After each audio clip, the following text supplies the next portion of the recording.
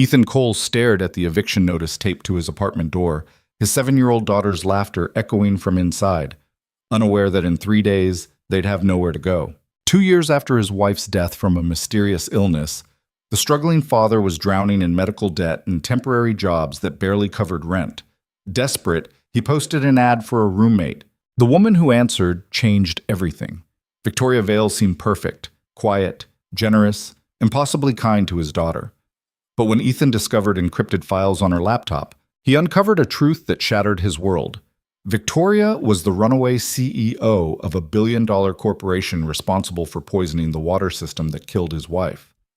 Now, powerful men are hunting her, and Ethan has to decide whether to protect the woman who destroyed his life or let her face justice alone. If you want to see how this story ends, hit that like button and drop a comment with the city you're watching from so I can see how far this story travels. The Tuesday morning Ethan Cole's life fell apart, for the second time started like every other morning that year, badly. He woke at 5:47 a.m. to the sound of his daughter Maya coughing in the next room, the wet rattling kind that meant another doctor's visit he couldn't afford. The radiator clanked uselessly in the corner. February in the city meant frozen pipes and landlords who didn't answer phone calls. Ethan pulled on yesterday's jeans and a thermal shirt with a coffee stain shaped like Florida, then padded barefoot across the cracked linoleum to Maya's room. She was curled under 3 blankets, her dark hair spread across the pillow like spilled ink. 7 years old and already too familiar with loss. Too familiar with the way adults tried to hide worry behind forced smiles. "Hey, kiddo," Ethan whispered, pressing his palm to her forehead. Warm, but not burning. "How you feeling?" "Tired." Maya's voice came out scratchy. "Is it a school day?" "Yeah, but we can stay home if you need to." "No." She sat up, rubbing her eyes. "I have show and tell. I'm bringing the snow globe Mommy gave me." Ethan's chest tightened the way it always did when Maya mentioned Sarah. 2 years gone and the grief still ambushed him at random moments. In the cereal aisle when he saw Sarah's favorite brand. In the park when he watched other families with 2 parents. In the middle of the night when he reached across the bed and found only empty space. "Okay," he said. "Show and tell it is. But we're bundling up. It's freezing." He got Maya dressed in layers. Leggings under jeans, 2 shirts, her puffy pink coat that was getting too small. Made her eat oatmeal even though she complained it was lumpy. Packed her lunch in the frozen lunchbox she'd had since kindergarten. Walked her 6 blocks to Riverside Elementary through sidewalks crunchy with old snow and fresh ice. At the school gate, Maya turned and hugged him around the waist. "Love you, Daddy." "Love you more, Maya Papaya." She giggled at the old nickname and ran toward the entrance, her backpack bouncing. Ethan watched until she disappeared inside, then checked his phone. 3 missed calls from the landlord, 1 text from his brother asking if he needed money again, 1 email notification from the temp agency with the subject line, "New assignment available." He opened the email while walking toward the bus stop. "Warehouse inventory assistant, 1-week contract, $14 an hour. Starts immediately." $14 an hour.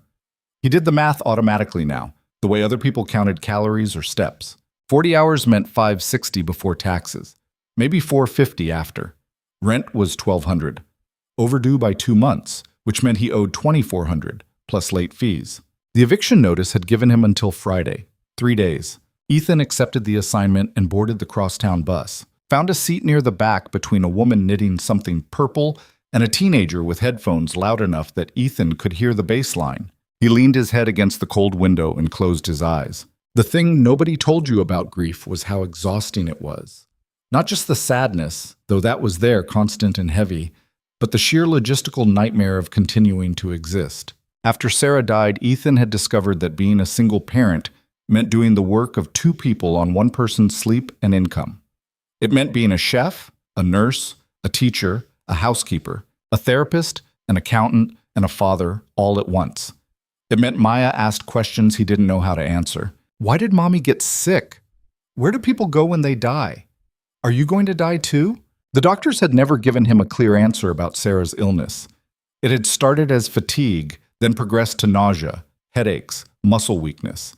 They'd run test after test, ruled out cancer, ruled out autoimmune disorders, ruled out everything they could think of.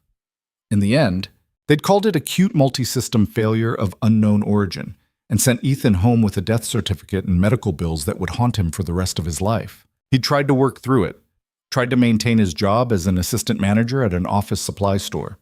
But grief had made him unreliable. He'd missed shifts when Maya got sick, missed deadlines when he couldn't focus, missed the signs that his boss was losing patience. 6 months after Sarah's death, Ethan was fired. Since then, he'd been scraping by on temp work, each job a short-term lifeline that barely kept them afloat. The warehouse job turned out to be exactly as soul-crushing as expected. 8 hours standing in a concrete building that smelled like cardboard and diesel fuel, scanning barcodes and moving boxes from one shelf to another. His supervisor was a man named Derek, who wore a clipboard like a badge of authority and seemed personally offended when Ethan asked for a bathroom break. "This isn't a vacation, Cole. We've got quotas. I understand, just need 2 minutes." Derek made a show of checking his watch. Clock's ticking. In the bathroom, Ethan splashed cold water on his face and stared at his reflection. 32 years old, but he looked 40. Dark circles under his eyes. Stubble that had crossed the line from rugged to homeless. Hair that needed cutting. When had he stopped caring what he looked like? His phone buzzed. Text from Maya's school. "Hi, Mr. Cole. Maya had a small incident during recess. Nothing serious, but please call when you have a moment." His heart rate spiked. He dialed immediately. "Hello, Mr. Cole. This is Mrs. Patterson." The school nurse's voice was calm, which helped. "Maya's fine. She just had a little dizzy spell on the playground. We had her sit in my office for a bit, and she perked right up. But I wanted to let you know." A dizzy spell? Ethan's mind immediately went to worst-case scenarios. Has she eaten? Did she hit her head? She said she ate breakfast. No head injury. Honestly, she seems perfectly fine now. Kids get dizzy sometimes, especially when it's cold and they're running around. But given her medical history, I thought you'd want to know. Given her medical history. Code for her mom died mysteriously and we're all a little paranoid. "Thank you for calling," Ethan said. "Can I talk to her? Of course. Hold on." There was rustling, then Maya's small voice. "Hi, Daddy." "Hey, baby, Mrs. Patterson says you got dizzy?" "I'm okay now. I just got spinny when we were playing tag." "Does anything hurt?" "No. Can I go back to class? We're doing fractions." Despite everything, Ethan smiled. His daughter loved math. Sarah had loved math. Sometimes Maya reminded him so much of Sarah it physically hurt. "Yeah, you can go back to class. But if you feel weird again, tell a teacher, okay?" "Okay. Love you. Love you more." He hung up and stared at the phone. Probably nothing. Kids got dizzy. But the worry settled in his stomach like a stone anyway, heavy and cold. When Ethan got home that evening, exhausted and smelling like warehouse dust, there was a new notice on his door. Not the eviction notice, that was still there, mocking him, but a handwritten note on lined paper. "Mr. Cole, I saw your ad for a roommate. Still available? I can pay first and last month up front. Cash. V. Vale." A phone number was scrawled at the bottom. Ethan stared at the note. He'd posted the roommate ad on Craigslist 3 weeks ago, a desperate Hail Mary when he realized he couldn't make rent alone. The ad had been sparse. Small room available in 2-bedroom apartment.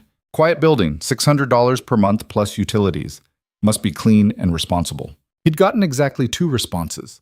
One from a guy whose profile picture was a pit bull wearing a gold chain. One from a woman who'd asked if female guests were allowed and then sent a link to her OnlyFans. Ethan had ignored both. But $1,200 cash right now would solve his immediate problem.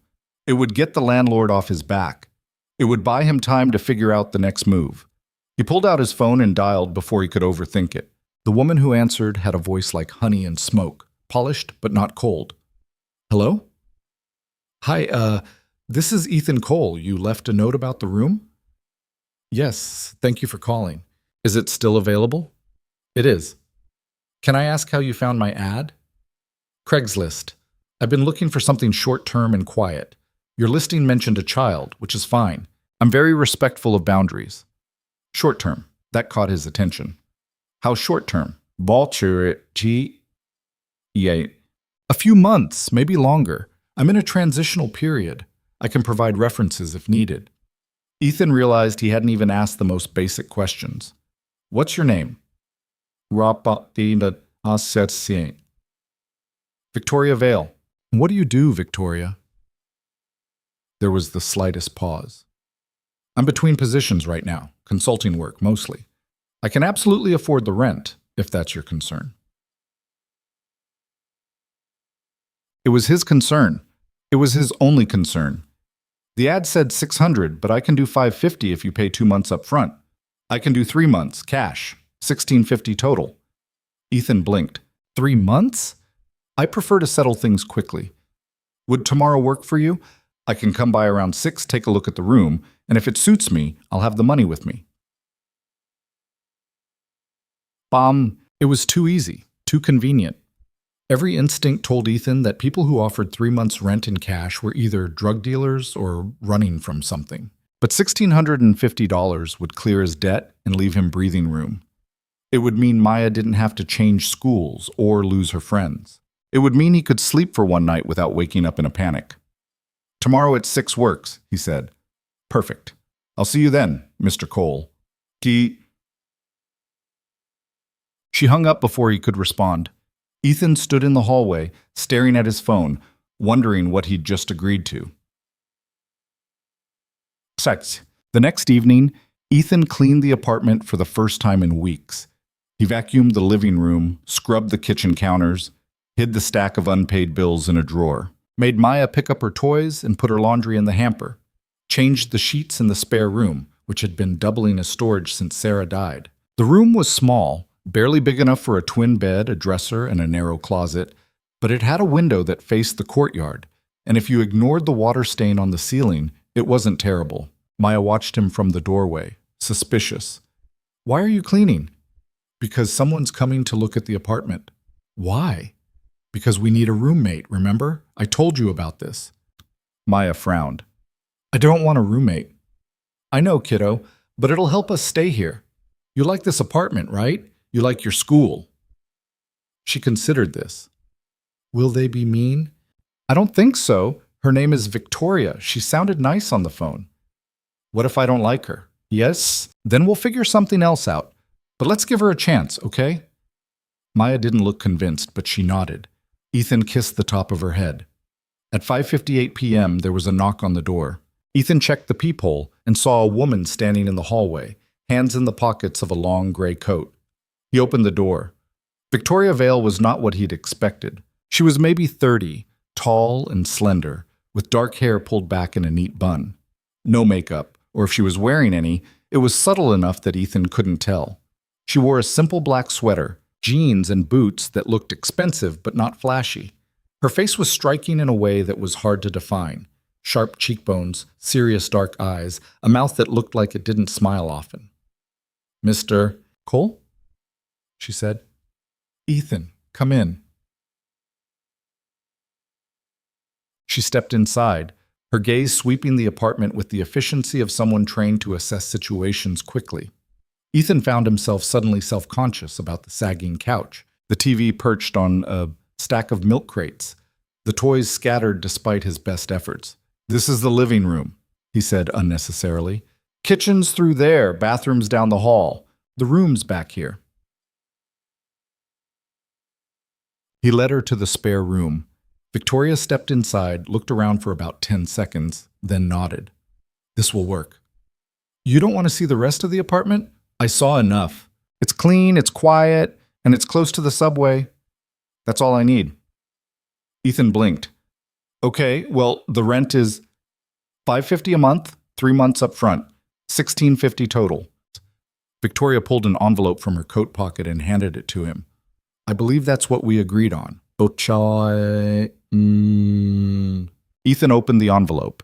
Inside were 33 $50 bills, neatly stacked and secured with a paper clip. He stared at them. You just carry this much cash? I prefer not to leave paper trails, Victoria said, her tone making it clear she wasn't going to elaborate. Red flag, Ethan thought. Major red flag. But $1,650 was sitting in his hands, crisp and real, and the eviction notice was still taped to his door. "When do you want to move in?" he asked. "Tonight, if possible. I don't have much. A suitcase and a laptop." "Tonight?" Ethan tried to read her expression and failed. "Are you in some kind of trouble?" Victoria's eyes met his, and for a moment he saw something flicker there. Fear, maybe, or exhaustion that matched his own. "No more than anyone else," she said quietly. "I just need a place to stay for a while. Somewhere I can keep my head down. I won't be a burden, Mr. Cole. You won't even know I'm here." Ethan thought about Maya's dizzy spell, the warehouse job that would end in 4 days, the mounting pile of problems he couldn't solve. He thought about how much easier it would be to breathe with this money in his account. "Okay," he said, "you can move in tonight."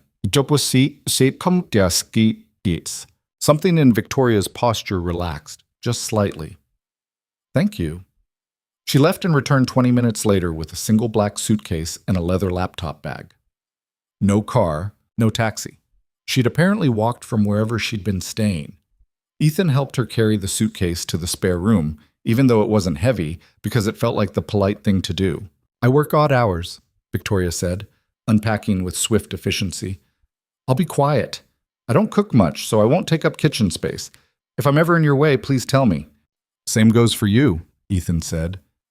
"My daughter, Maya, she's 7. She's usually asleep by 8:30 on school nights. We try to keep things low-key." "I understand." Victoria paused, a stack of neatly folded clothes in her hands. "Your wife." The ad didn't mention her.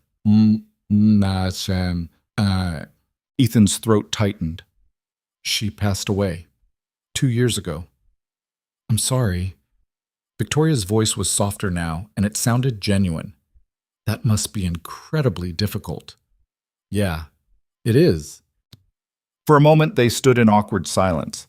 Then Victoria turned back to her unpacking, and Ethan took the hint.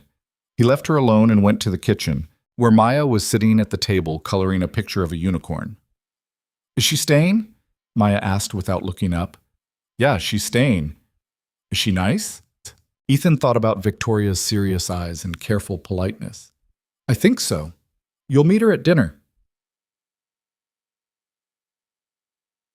Dinner was spaghetti with jarred sauce, because that was what Ethan knew how to make without screwing it up. He called Victoria when it was ready, and she emerged from her room looking exactly the same as when she'd arrived. Composed, contained, impossible to read. Maya stared at her with the blunt curiosity of a 7-year-old. "Are you our roommate now?" Maya asked. "I am," Victoria said, sitting down across from her. "Do you have kids?" "No." "Do you have a job?"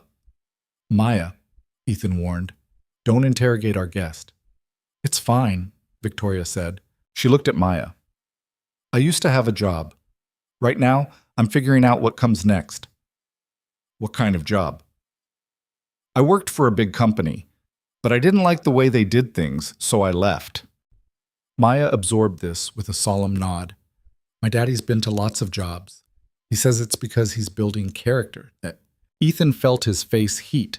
"That's not exactly—" "Character is important," Victoria said, and there was the ghost of a smile on her lips. "Your father sounds like a smart man." They ate in relative silence after that. Victoria asked Maya about school, and Maya launched into a detailed explanation of fractions that lasted through most of the meal. Ethan watched them and felt a strange sense of unreality. 24 hours ago, he'd been staring at an eviction notice. Now there was a stranger at his table, listening patiently while his daughter explained why 3/4 was bigger than 2/3, and in his wallet was more cash than he'd seen in months. After dinner, Maya went to her room to read, and Ethan started washing dishes. Victoria appeared beside him with a dish towel. "You don't have to," Ethan began. "I don't mind." They worked in silence for a minute. Then Victoria said, "She looks like you, your daughter." "Everyone says that. She's got her mom's brains, though." "She seems bright." "She is. Too bright sometimes. She notices things." Victoria dried a plate slowly. "What kinds of things?" Ethan wasn't sure why he answered honestly.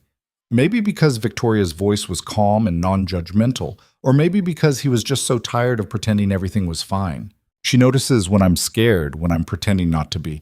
She asked me last week if we were going to be homeless, and I told her no, but she knew I wasn't sure. He scrubbed at a pot harder than necessary. She's 7. She shouldn't have to worry about that stuff. No, Victoria agreed quietly. She shouldn't. There was something in her tone that made Ethan glance over. Victoria was staring at the dish in her hands, her expression distant. You okay? He asked. She blinked, refocusing. Yes, sorry. Long day. She finished drying the dishes and excused herself to her room. Ethan heard the quiet click of her door closing, then the faint sound of her laptop humming to life. He put Maya to bed, read her 2 chapters of Matilda, and kissed her forehead. I like Victoria, Maya announced sleepily. Yeah? She listens when I talk. Some grown-ups just pretend. She does seem like a good listener. Do you think she'll stay for a long time? Ethan smoothed Maya's hair back from her face. I don't know, kiddo, but she's here now and that's what matters. Maya's eyes were already closing. Okay. Love you, Daddy. Love you more, Maya Papaya. In his own room, Ethan lay awake and stared at the ceiling. The apartment was quiet, except for the hum of the refrigerator and the occasional creak of old pipes. Through the wall, he could hear the faint tapping of Victoria's keyboard. She'd said she worked odd hours. What kind of work required that much secrecy? He thought about her careful answers, the cash payment, the way she'd said she didn't want to leave paper trails. He thought about how she'd looked at Maya, not with the usual adult indulgence, but with something sharper. Recognition, maybe. Ethan closed his eyes and told himself it didn't matter. Victoria had paid 3 months up front. That bought him time. Time to find a better job. Time to catch up on bills. Time to figure out how to be the father Maya deserved. Whatever secrets Victoria Vale was carrying, they were her business. He fell asleep telling himself he believed that. The first week passed without incident. Victoria was a ghost in the apartment, up before Ethan, gone by the time he took Maya to school, back late at night. When she was home, she stayed in her room with the door closed. She was quiet, clean, and true to her word, Ethan barely knew she was there, except for the small ways she made her presence known. The coffee maker, which had been on its last legs, was replaced with a new one. Victoria claimed she'd found it on sale and didn't need 2. Would Ethan mind if she left it? There was always fresh milk in the fridge now, and the bread didn't go stale as quickly. The bathroom was cleaner than Ethan had ever managed to keep it. And then there was the way Victoria interacted with Maya. It started small. Maya would be struggling with homework at the kitchen table, and Victoria would drift in, offer a gentle suggestion, and drift out again. She never pushed, never hovered, just helped when invited and disappeared when not needed. One evening, Ethan came home from a particularly brutal shift at a new temp job, this one at a call center where he'd spent 8 hours getting yelled at by angry customers, and found Maya and Victoria sitting on the living room floor, papers spread everywhere. What's this? Ethan asked, dropping his bag by the door. Victoria's helping me with my science project, Maya announced. We're building a model of the water cycle. Victoria glanced up, and Ethan could have sworn she looked embarrassed. I hope that's okay. Maya mentioned she had a project due, and I had some free time. The model was impressive. A clear plastic container with soil, plants, and a makeshift system of condensation and precipitation. It was far beyond anything Ethan would have attempted. This is... Wow, he said. Maya beamed. Victoria knows everything about science. She said water is really important and we have to take care of it. Water is one of our most vital resources, Victoria said quietly. People don't always treat it that way. There was something in her voice, a darkness, a weight, that made Ethan look at her more closely. But Victoria's expression was neutral, and the moment passed. Well, it looks amazing, Ethan said. Thank you. It was fun, Victoria said, and she actually smiled. It transformed her face, made her look younger and less guarded. That night, after Maya was asleep, Ethan found Victoria in the kitchen making tea. You didn't have to do that, he said. The science project. I know, but she asked, and I had time. Victoria poured hot water over a tea bag. She's a great kid, Ethan. You're doing a good job. Ethan laughed, but it came out bitter. Most days I feel like I'm barely hanging on. That's called being a parent. From what I can tell, you're doing more than hanging on. You're showing up. That matters. Rotsi monkey on it. Ethan leaned against the counter, suddenly exhausted. I just want her to be okay. After Sarah died, Maya went through this phase where she wouldn't talk, wouldn't cry, just went silent. The school counselor said it was normal, that grief looks different in kids, but it scared the hell out of me. And now? Victoria asked gently. Now she talks, laughs, has nightmares sometimes, but mostly she's okay. Better than me, probably. What? You're okay too, Victoria said. Maybe not every minute of every day, but you're here. You're trying. That's more than a lot of people manage. There was something in the way she said it, like she was speaking from experience, from her own reservoir of loss. Ethan wanted to ask, but Victoria's posture had gone closed off again, and he didn't push. Instead, he said, "Thanks for helping with Maya, and for the coffee maker and the everything." Victoria shrugged. "I'm not completely useless. I didn't mean..." "I know." She picked up her mug. "Good night, Ethan." She retreated to her room, leaving Ethan alone in the kitchen with too many questions and no answers. Hug. The second week, things started to get weird. It began with the phone calls. Ethan would come home and hear Victoria's voice through her closed door, tense and low. He couldn't make out words, but the tone was unmistakable. Urgency, maybe fear. Once he heard her say, "I can't. Not yet. You have to trust me." Then there were the visitors. Not to the apartment. Victoria never brought anyone home. But Ethan started noticing cars idling on the street outside their building. Black sedans with tinted windows. Men in suits who stood on the corner talking into phones.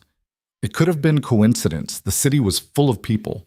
But Ethan's instincts, honed by 2 years of hypervigilance and constant worry, told him something was off. One night, he came home late from a double shift and found Victoria in the living room, staring out the window. She didn't notice him at first, and her face was unguarded, exhausted, and anxious. "Everything okay?" Ethan asked. Victoria jumped, her hand flying to her chest. "I didn't hear you come in. Sorry, didn't mean to scare you." She forced a smile. "It's fine, I was just thinking." "About?" "Nothing important." She started to leave, then paused. "Ethan, if anyone comes by asking about me, could you tell me before you answer any questions?" His stomach dropped. "What kind of questions?" "Any questions about who I am, how long I've been here, where I work, anything. Are you in trouble?" Victoria's expression was carefully neutral. "I'm handling a complicated situation. That's all, but I'd appreciate the discretion." Victoria's full, "Please, trust me on this." She left before he could argue. The next day, a man in an expensive suit knocked on Ethan's door. "Can I help you?" Ethan asked, keeping the chain lock engaged. The man smiled, but it didn't reach his eyes. "I'm looking for a woman named Victoria Vale. I understand she may be staying here." Every alarm bell in Ethan's head went off. "I don't know anyone by that name." "Are you sure?" Tall, dark hair, about 30 years old. She may have used a different name. "Is she... Jiachang?" "I'm sure. You've got the wrong building."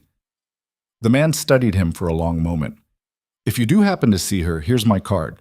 There are people looking for Ms. Vale. People who are very eager to speak with her."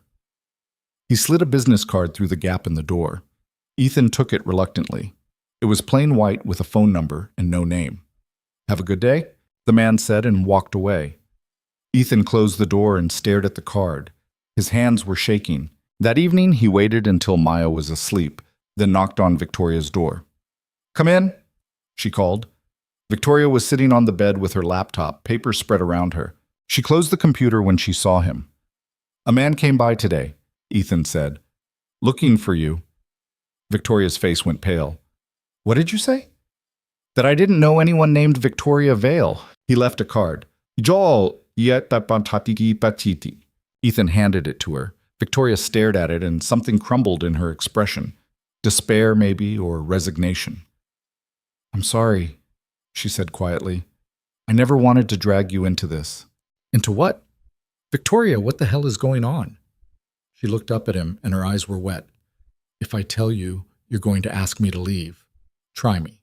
Victoria took a shaky breath. My name is Victoria Vale, but you won't find me on social media or in any public directory. 2 months ago, I was the CEO of Vale Tech Industries. It's a multinational corporation worth billions. My father built it, and when he died, I inherited everything. Her voice was brittle like glass about to shatter. 3 months ago, I found documents hidden in the company's secure servers. Files that proved Vale Tech had been illegally dumping chemical waste into city water systems for years. They falsified environmental reports, bribed inspectors, and when people started getting sick, they covered it up. Dozens of deaths, Ethan. Maybe more. Ethan's mouth was dry. What kind of deaths? Slow ones. Organ failure? Respiratory illness? Neurological damage? The chemicals were neurotoxic. Once they're in your system, they don't leave. The room seemed to tilt. Ethan thought about Sarah's illness, the doctors who couldn't explain it, the way she'd deteriorated so quickly. Where? He asked. Where were they dumping? Victoria's eyes met his. Riverside County. Among other places, the contamination started 6 years ago. Riverside County, where Ethan and Sarah had lived, where Maya was born, where they'd drunk the water, cooked with it, bathed in it. No, Ethan whispered. No, that's not... I'm sorry, Victoria said, and tears were streaming down her face now. When I found the files, I copied everything and disappeared. The board wanted to bury it. Some of the executives threatened me, said if I went public, they'd destroy me. So I ran. I've been hiding ever since, trying to figure out how to expose them without getting killed or silenced. She stood up, her hands shaking. I didn't know about your wife. I swear I didn't know. But when you said she'd died of an unknown illness 2 years ago, and you mentioned you'd lived in Riverside, I started putting it together. I looked up the medical reports, the timelines. Ethan, I think Vale Tech killed your wife. And now I'm living in your home, and you have every right to hate me, but... Ethan couldn't breathe. The walls were closing in. He thought about Sarah in the hospital bed, her body shutting down piece by piece. He thought about the doctor's confusion, the bills, the funeral. He thought about Maya asking why Mommy died and him having no answer. Get out, he said. Victoria flinched. Ethan, get out of my apartment, now. She nodded, wiping at her tears, started gathering her things with shaking hands. Ethan turned and walked out, went to his room, closed the door and sank to the floor, his chest heaving. Sarah was dead because of corporate greed, because someone decided profit was more important than human life. And the woman who'd uncovered it, the woman who could have stopped it, had been living in his home, playing with his daughter, making coffee in his kitchen. He didn't know how long he sat there. Could have been minutes or hours. Eventually, he heard Victoria's door open, heard her footsteps in the hallway, heard the front door open and close. She was gone, and Ethan was alone with the truth that was going to destroy him all over again. Ethan didn't sleep that night. He sat on his bedroom floor until the sun came up, staring at nothing, his mind cycling through the same thoughts over and over. Sarah's face in the hospital, the doctors shaking their heads. The funeral where Maya had stood silent and dry-eyed because she didn't understand why Mommy wasn't coming back. All of it because some executives in expensive suits had decided that dumping poison was cheaper than disposing of it properly. Around 6 a.m, he heard Maya's door creak open, small footsteps padding down the hallway. Daddy? Ethan forced himself to stand, wiped his face, and opened the door. Maya was in her pajamas, clutching her stuffed elephant. Hey, kiddo, you're up early. I had a bad dream. She looked past him into the room. Where's Victoria? The question hit him like a punch. She had to leave. Why? Grown-up stuff. Come on, let's get you some breakfast. He made pancakes because that's what Sarah used to do when Maya had nightmares. Burned the first batch. The second came out better but still uneven. Maya picked at hers, quiet in a way that made Ethan's chest ache. Is Victoria coming back? She asked. I don't know.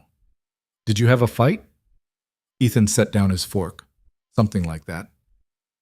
Was it about me? No, baby. Not about you. Never about you. Maya's eyes were too old for 7. You look sad. I'm okay. You're lying. You do that face when you're lying. Ethan almost laughed, but it came out like a sob. He reached across the table and squeezed Maya's hand. I'm sad about some stuff, but I'm not lying about the important thing, which is that I love you more than anything in the world, okay? Maya nodded slowly. Okay. They finished breakfast in silence. Ethan walked Maya to school and came home to an apartment that felt too empty. Victoria's door was closed. He opened it. The room was exactly as she'd left it. Bed made, surfaces clean, nothing personal except for a folded piece of paper on the dresser. Ethan picked it up. Victoria's handwriting was neat and small. Ethan, I understand why you asked me to leave. I would have done the same. I'm sorrier than you'll ever know about what happened to your wife. What happened to all of them? I copied the files proving Vailtech's contamination and cover-up. Dates, chemical reports, internal emails, falsified inspection records. Everything needed to bring them down. But I can't go public alone. They have lawyers, money, connections. They'll bury me and the evidence before it sees daylight. If you want justice for Sarah, I need your help. But I won't ask for it. You've already lost too much. The flash drive is taped under the desk drawer. Do with it what you think is right. I'm sorry I brought this into your life. I'm sorry I wasn't brave enough to stop it sooner. V. Ethan stared at the note. Then he knelt and felt under the desk drawer. His fingers found the edge of a small flash drive secured with tape. He pulled it free and sat on the floor, holding it. This tiny piece of plastic contained proof that his wife had been murdered. Not by a person, but by a system. By people who had decided her life was worth less than their profit margins. He should take it to the police. That was the logical thing, the right thing. But Ethan had been around long enough to know how these things went. Rich people didn't go to prison. They paid fines that barely dented their fortunes and hired PR firms to spin the narrative. And whistleblowers, people like Victoria, they got destroyed, discredited, sometimes worse. He pocketed the flash drive and went to work. The temp agency had placed him at a different warehouse, this one processing medical supplies. 8 hours of moving boxes in a freezing building while his mind churned. By the time his shift ended, he'd made a decision. He called the number on the business card the man in the suit had left. A woman answered. Yes? This is Ethan Cole. Someone came by my apartment yesterday looking for Victoria Vale. One moment, please. There was a click, then a man's voice. Smooth and cold. Mr. Cole, thank you for calling. I take it you've reconsidered? I want to know who you are. I represent interested parties who are concerned about Ms. Vale's well-being. That's not an answer. It's the only answer you're going to get. Do you know where she is? Ethan's grip tightened on the phone. Yeah, I know where she is. Excellent. If you share that information, you'll be compensated for your trouble. Generously. How generous? How does $10,000 sound? $10,000. Enough to cover rent for months. Enough to get ahead for once instead of constantly drowning. I need to think about it, Ethan said. Don't think too long, Mr. Cole. Miss Vale is in possession of something that doesn't belong to her. The longer she keeps it, the worse things will get. For everyone involved. The line went dead. Ethan stood on the sidewalk outside the warehouse, his breath fogging in the cold air. $10,000 to sell out a woman who'd lived in his home for 2 weeks. A woman who'd helped his daughter with homework and made coffee and tried to do the right thing even though it cost her everything.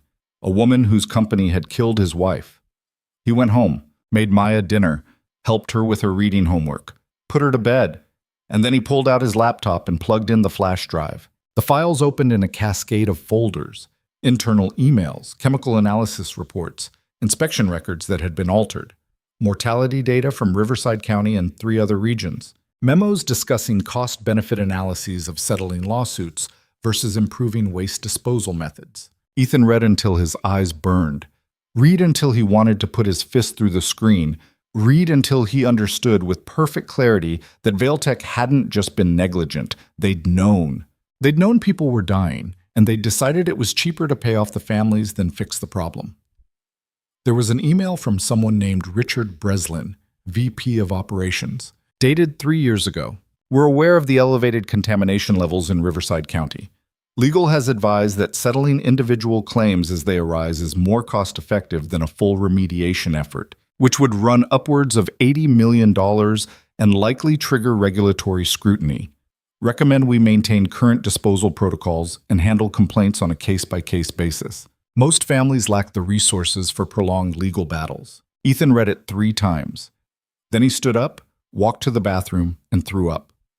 When he came back, he found the folder labeled Deceased, Riverside County. Opened it. Saw a spreadsheet with names, dates, causes of death listed as unspecified organ failure, acute respiratory distress, neurological complications. He scrolled down. Halfway through the second page, he found her. Sarah Cole, age 29, date of death, February 14th, 2024. Cause: multisystem organ failure. Status: settled out of court. $15,000 payout to surviving spouse. Ethan stared at the screen. He didn't remember any settlement, didn't remember any payout. Then he remembered the hospital billing department telling him some of the charges had been adjusted by the hospital's legal team. He'd been so deep in grief he hadn't questioned it, had just been grateful not to lose the apartment. They'd paid $15,000 for his wife's life, and he'd taken it without even knowing what it was. His phone was in his hand before he consciously decided to call. The number Victoria had given him when she first moved in rang 4 times, then went to voicemail. "This is Ethan. I read the files. I need to talk to you. Call me back." She didn't call back that night, or the next morning. Ethan dropped Maya at school and tried the number again. Voicemail.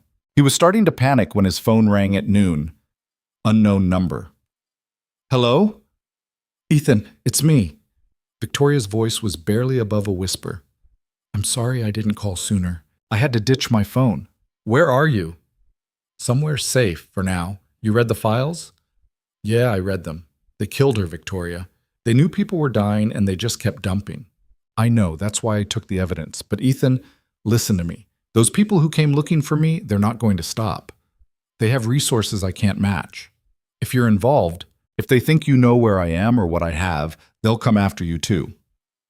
"Let them come. You have a daughter." That stopped him cold. "What are you saying?" "I'm saying this is dangerous. More dangerous than you understand. I left because I didn't want to put you and Maya at risk. If you help me, that risk doesn't go away. It gets bigger." Ethan closed his eyes. Thought about Maya's smile, her laugh, the way she asked him every night if he was okay, because she'd learned to read the signs of his sadness. "I can't just do nothing, he said. "Sarah died because of them. How many other people? How many other families?" 87 confirmed deaths in Riverside alone, probably more in the other regions they contaminated. 87. The number hit him like a physical weight. "We have to expose them," Ethan said. "And we will, but we need a plan. Vailtech has lawyers on retainer, PR firms, connections in state government. If we go public without a strategy, they'll bury the story in 24 hours. We need someone with reach, someone they can't silence." "Like who?" "Like Rebecca Cross." Mas. Ethan knew the name. Everyone did. Rebecca Cross was an investigative journalist who'd built her career on exposing corporate corruption. She'd taken down pharmaceutical companies, defense contractors, even a sitting governor. She was fearless and relentless, and exactly the kind of person who could make this story impossible to ignore. "How do we reach her?" Ethan asked. "I have a contact who can get us a meeting, but Ethan, if we do this, there's no going back. Your name will be public. Maya's too, probably. They'll dig into your life, try to discredit you. Are you sure?" He thought about the spreadsheet with Sarah's name on it, thought about 86 other families who'd lost someone and never knew why. Thought about Maya growing up in a world where companies could kill people and walk away as long as they had enough money to pay off the survivors. "I'm sure." Victoria was quiet for a moment. "Okay, meet me tomorrow. There's a diner on 5th and Morrison, 10 a.m. Come alone." Victoria said, "Thank you, Ethan, for not hating me." "I wanted to," he admitted. "I wanted to blame you for all of it, but you're trying to fix it. That's more than most people would do." "Not soon enough." Her voice cracked. "I should have gone public the moment I found those files. I was scared, and people kept dying while I tried to figure out the perfect way to protect myself." You're here now. That's what matters. She hung up without saying goodbye. Ethan stood in his kitchen, staring at his phone, and wondered what the hell he'd just committed to. The next morning, he called in sick to the warehouse job and asked his neighbor, Mrs. Chen, if she could watch Maya after school. Mrs. Chen, a retired teacher who lived 2 doors down and had been watching Maya occasionally since Sarah died, agreed without asking questions. The diner on 5th and Morrison was one of those old-school places with vinyl booths and a menu that hadn't changed since 1987. Ethan arrived at 9:55 and found Victoria already there, sitting in a corner booth with her back to the wall. She looked thinner than he remembered, exhausted, but she smiled when she saw him, and it was real. "Thanks for coming," she said as he slid into the booth. "Thanks for trusting me." A waitress came by and they both ordered coffee. When she left, Victoria pulled a laptop from her bag and set it on the table between them. "I've been organizing the evidence," she said, breaking it down into timelines, connecting the documents to specific incidents. "Rebecca Cross's assistant said she'll see us this afternoon. We need to be ready." "What do we need to show her?" "Where is she? Victoria opened the laptop and pulled up a series of files. "This is the internal memo from Richard Breslin about Riverside County. This is the chemical analysis showing toxicity levels 50 times the federal safety limit. This is the correspondence between Vail Tech and the state environmental agency where they falsified inspection results. And this," she clicked on a folder, "is the mortality data. Names, dates, causes of death. Your wife is in here, so are 86 other people from Riverside alone." Ethan stared at Sarah's name on the screen. It didn't get easier seeing it. "How do we know Cross will take this seriously?" he asked. "Because she's been investigating Vail Tech for 6 months already. She knows something's wrong, but she hasn't been able to prove it. We're giving her the proof. And after she publishes?" Victoria closed the laptop. "Then it's out of our hands. Vail Tech will scramble. They'll deny everything, attack our credibility, threaten lawsuits. It's going to get ugly." "Will they come after Maya?" "I don't know. Maybe. We can request anonymity for her, but there's no guarantee it'll hold." Ethan rubbed his face. "This is insane. A month ago, my biggest problem was making rent.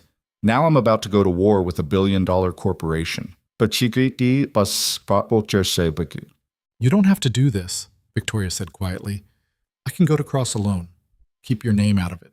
No, if I back out now, I'm saying Sarah's life didn't matter. That she was just collateral damage, and I'm okay with that." He met Victoria's eyes. "I'm not okay with that." She reached across the table and squeezed his hand. "Then let's make them pay." They spent the next 2 hours going through the evidence, building a narrative that would make sense to someone seeing it for the first time. Victoria had organized everything meticulously: timelines, cause and effect chains, connections between documents. She was methodical, precise, almost clinical. But every now and then, Ethan saw cracks in the facade, a tremor in her hands when she talked about the number of deaths, a tightness around her eyes when she mentioned her father. "You said your dad built Vail Tech," Ethan said. "Did he know about the contamination?" Victoria's jaw tightened. "I don't know. He died before I found the files. Part of me hopes he didn't know, that it all happened after he was gone. But another part of me thinks—" She trailed off. "It doesn't matter now. He's dead, and I'm the one who has to fix this. That's not fair. No, but it's reality." At 2 p.m., they took a cab to Rebecca Cross's office, which turned out to be a converted loft in a neighborhood Ethan couldn't afford to breathe in. The assistant who let them in was young, sharply dressed, and looked at them with the kind of bored skepticism that came from vetting 100 whistleblowers who turned out to be cranks. "Ms. Cross will see you now," she said, leading them through a maze of desks where other journalists were typing furiously or arguing into phones. Rebecca Cross's office was organized chaos. Whiteboards covered with notes, stacks of file folders, 3 computer monitors displaying different documents. Cross herself was in her 50s, sharp-featured, with steel gray hair pulled back in a bun. She looked up from her desk and studied them with eyes that missed nothing. "Victoria Vail," Cross said. "I'd heard rumors you disappeared. And you are?" "Ethan Cole," Ethan said. "My wife died because of Vail Tech's contamination." "Yeah." Cross's expression shifted. "Sit down, both of you. Tell me everything." For the next hour, they did. Victoria laid out the evidence methodically, clicking through files on her laptop while Cross took notes. Ethan told the story of Sarah's illness, the hospital visits, the death that no one could explain. Cross listened without interrupting, her face unreadable. When they finished, she sat back in her chair and steepled her fingers. "This is good," she said. "This is very good, but I need more than documents. I need people, families of other victims who'll go on record, expert witnesses who can testify about the chemical toxicity, someone from inside Vailtech who can corroborate the cover-up." "I was inside Vailtech," Victoria said. "I was the CEO. And they'll say you're disgruntled, unreliable, possibly delusional. We need someone currently employed who will testify." "They'll fire anyone who talks," Victoria said. "Or worse." Cross smiled, but it wasn't friendly. "Then we need to make it worth their while to talk anyway. I have contacts at the federal EPA and the Justice Department. If we can get enough evidence, we can trigger a criminal investigation. That'll give employees cover to come forward." "How long will that take?" Ethan asked. "Weeks, maybe months. This isn't a fast process, Mr. Cole. People are still dying. I understand your urgency, but if we rush this, Vailtech will crush us. We do it right, or we don't do it at all." Victoria leaned forward. "What do you need from us?" "Everything you have. Every file, every document, every email. I need to verify it all independently.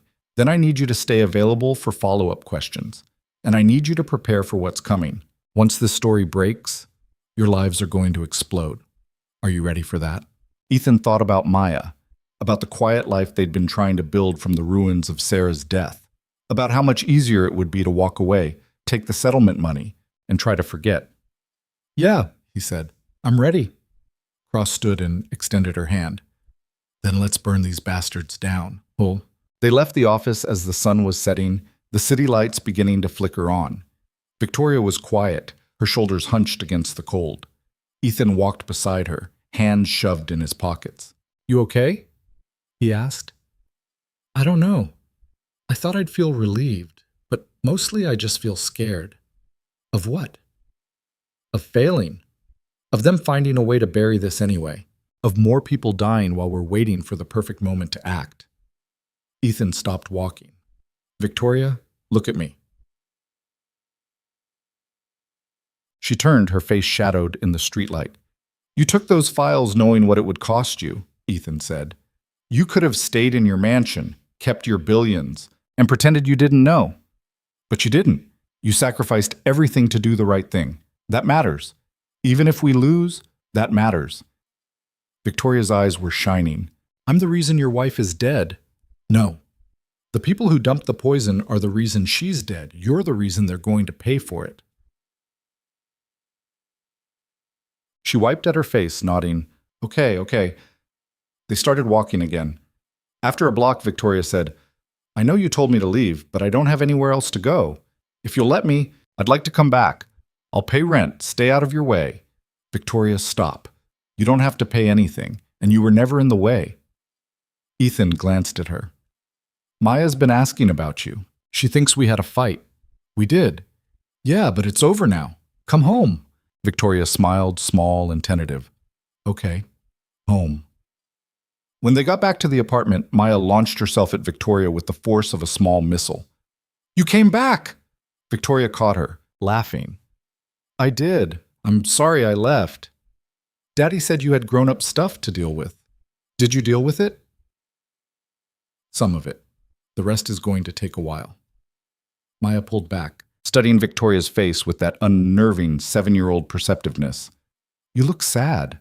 "I am a little sad, but I'm happy to be here. Do you want to help me with my math homework? We're doing multiplication now." Victoria glanced at Ethan, who nodded. "Sure, let's do multiplication." They settled at the kitchen table while Ethan started dinner. He made spaghetti again. It was one of 3 meals he could reliably produce. And listened to Victoria explain times tables while Maya asked a million questions. It felt normal in a way nothing had felt normal in a long time. After dinner, after Maya was in bed, Victoria and Ethan sat in the living room with mugs of tea. The TV was on, but neither of them was watching it. "Rebecca's right," Victoria said quietly. This is going to get worse before it gets better. I know. They're going to come after you, dig up everything they can find, try to discredit you. There's not much to find. I've been broke and miserable for 2 years. Not exactly scandal material. Who is always worst? Victoria didn't smile. They'll find something, or they'll make something up. And when that doesn't work, they'll threaten you. That's what they do. Let them try. Ethan, I'm serious. These people are dangerous. They've already killed 87 people. What's 2 more? He set down his mug. Are you trying to scare me into backing out? I'm trying to make sure you understand what we're up against. I understand. I'm still in. Victoria studied him for a long moment. Why? You could take the settlement money, move somewhere new, start over. Why risk everything for this? Ethan thought about it. About Sarah and Maya and the spreadsheet with 87 names. About the life he'd been living for 2 years. Just surviving. Just getting through each day without falling apart. Because I'm tired of being scared, he said finally. I'm tired of losing. And I'm tired of feeling like the world is something that happens to me instead of something I can change. Maybe we lose. Maybe they crush us. But at least I'll go down fighting. Victoria's eyes were bright. Okay, then we fight. They sat in silence for a while, watching the TV flicker. Somewhere in the building, a baby was crying. A couple was arguing. Life kept happening, indifferent to their plans and fears. Ethan's phone buzzed. Text from an unknown number. We know you met with Rebecca Cross. Bad decision, Mr. Cole. There's still time to walk away. Think about your daughter. He showed Victoria the text. She read it and her face went pale. They're watching us, she whispered. Yeah, they are. Ethan, maybe you should. No, I'm not backing down, and neither are you. Bet. Victoria nodded slowly. Okay, but we need to be smart. No more meetings in public, no more phones that can be traced. And Maya stays with your neighbor until this is over. She's not going to understand.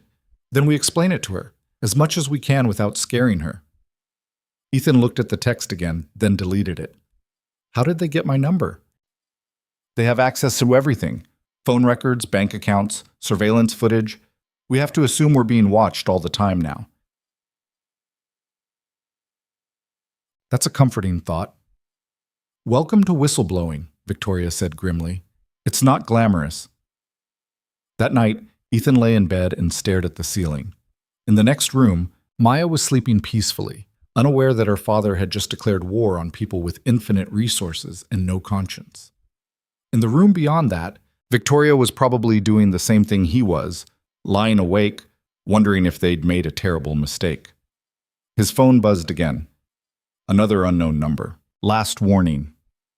Ethan turned off his phone and rolled over. Sleep didn't come, but he waited for it anyway, listening to the sounds of the building settling, the distant wail of sirens, the hum of the city that never quite went silent. Tomorrow, Rebecca Cross would start making calls. Tomorrow, the evidence would start spreading beyond their control. Tomorrow, the people who'd killed his wife would realize they were about to be exposed. Tomorrow, the real fight would begin. But tonight, for just a few more hours, Ethan and Victoria and Maya were safe in their small apartment, and that would have to be enough. The black sedan appeared outside their building the next morning. Ethan spotted it while walking Maya to school, parked across the street with 2 men inside wearing suits too expensive for the neighborhood. They didn't even try to hide, just sat there, watching. Daddy, who are those men? Maya asked, her hand tightening in his. Nobody important, kiddo. Keep walking. But Maya had inherited Sarah's observational skills. She kept glancing back over her shoulder, her small face creased with worry. At the school gate, she hugged Ethan harder than usual. Are we in trouble? She whispered. Ethan knelt down to her level. No, baby. I'm handling some grown-up business, that's all. But I need you to do something for me. After school, you're going to go to Mrs. Chen's house instead of coming home. She's going to make you dinner and you're going to have a sleepover. Why can't I come home? Because I need to take care of some things, and it'll be easier if I know you're somewhere safe and fun. Maya's eyes filled with tears. Is this about Mommy? The question gutted him. Yeah, kind of. But it's going to be okay. I promise. You said you don't make promises you can't keep. And I'm keeping this one. I love you, Maya Papaya, more than anything. She wiped her eyes with the back of her hand, nodded, and walked toward the school entrance. Ethan watched until she disappeared inside, then turned and walked straight toward the black sedan. The passenger window rolled down. The man inside had a face like a hatchet, all sharp angles and cold eyes. "Mr. Cole," the man said, "we need to talk." "I don't think we do." "Get in the car." "Not a chance." The man smiled, but it was the kind of smile predators gave prey. "You're making this harder than it needs to be. We just want to have a conversation." "Then have it out here." The driver leaned over, a younger guy with a scar through his eyebrow. "You're playing a dangerous game, Cole. You have any idea what you're up against?" "Yeah, I'm up against people who murder 87 innocent civilians and call it cost-effective. How's that for a summary?" Hatchet Face's smile vanished. "Careful." Hatchet Face's smile. "You're starting to sound like you believe your own conspiracy theories." "They're not theories when you have documentation." Documentation can be faked. People lie. Disgruntled ex-employees make things up all the time. Victoria Vale wasn't disgruntled. She was horrified. Victoria Vale is unstable, mentally unwell. Her own board of directors can testify to that. Ethan laughed, but there was no humor in it. "Yeah, I bet they will. Right before they go to prison." The driver's hand moved toward his jacket. Ethan's heart kicked into overdrive, but he forced himself to stand still, to not flinch. "You threatening me?" Ethan asked. "Just making sure you understand the stakes," Hatchet Face said. "Walk away now, and you can go back to your quiet little life. Keep pushing. And things get complicated. For you, for your daughter." The mention of Maya flipped a switch in Ethan's brain. He stepped closer to the car, close enough to see the pores on Hatchet Face's nose. "You go anywhere near my daughter," Ethan said quietly, "and I will make it my life's mission to destroy every single person connected to Vale Tech. I will give interviews to every newspaper in the country. I will testify in front of Congress. I will make sure your bosses' names are synonymous with mass murder. So think very carefully about what you do next." Hatchet Face's expression didn't change, but something flickered in his eyes. Uncertainty, maybe, or recalculation. "You've been warned," he said. The window rolled up. The sedan pulled away from the curb and disappeared down the street. Ethan's hands were shaking. He shoved them in his pockets and walked back to the apartment, checking over his shoulder every few steps. When he got inside, Victoria was sitting at the kitchen table with her laptop, looking like she hadn't slept. "They were outside," Ethan said. Victoria looked up, her face drawn.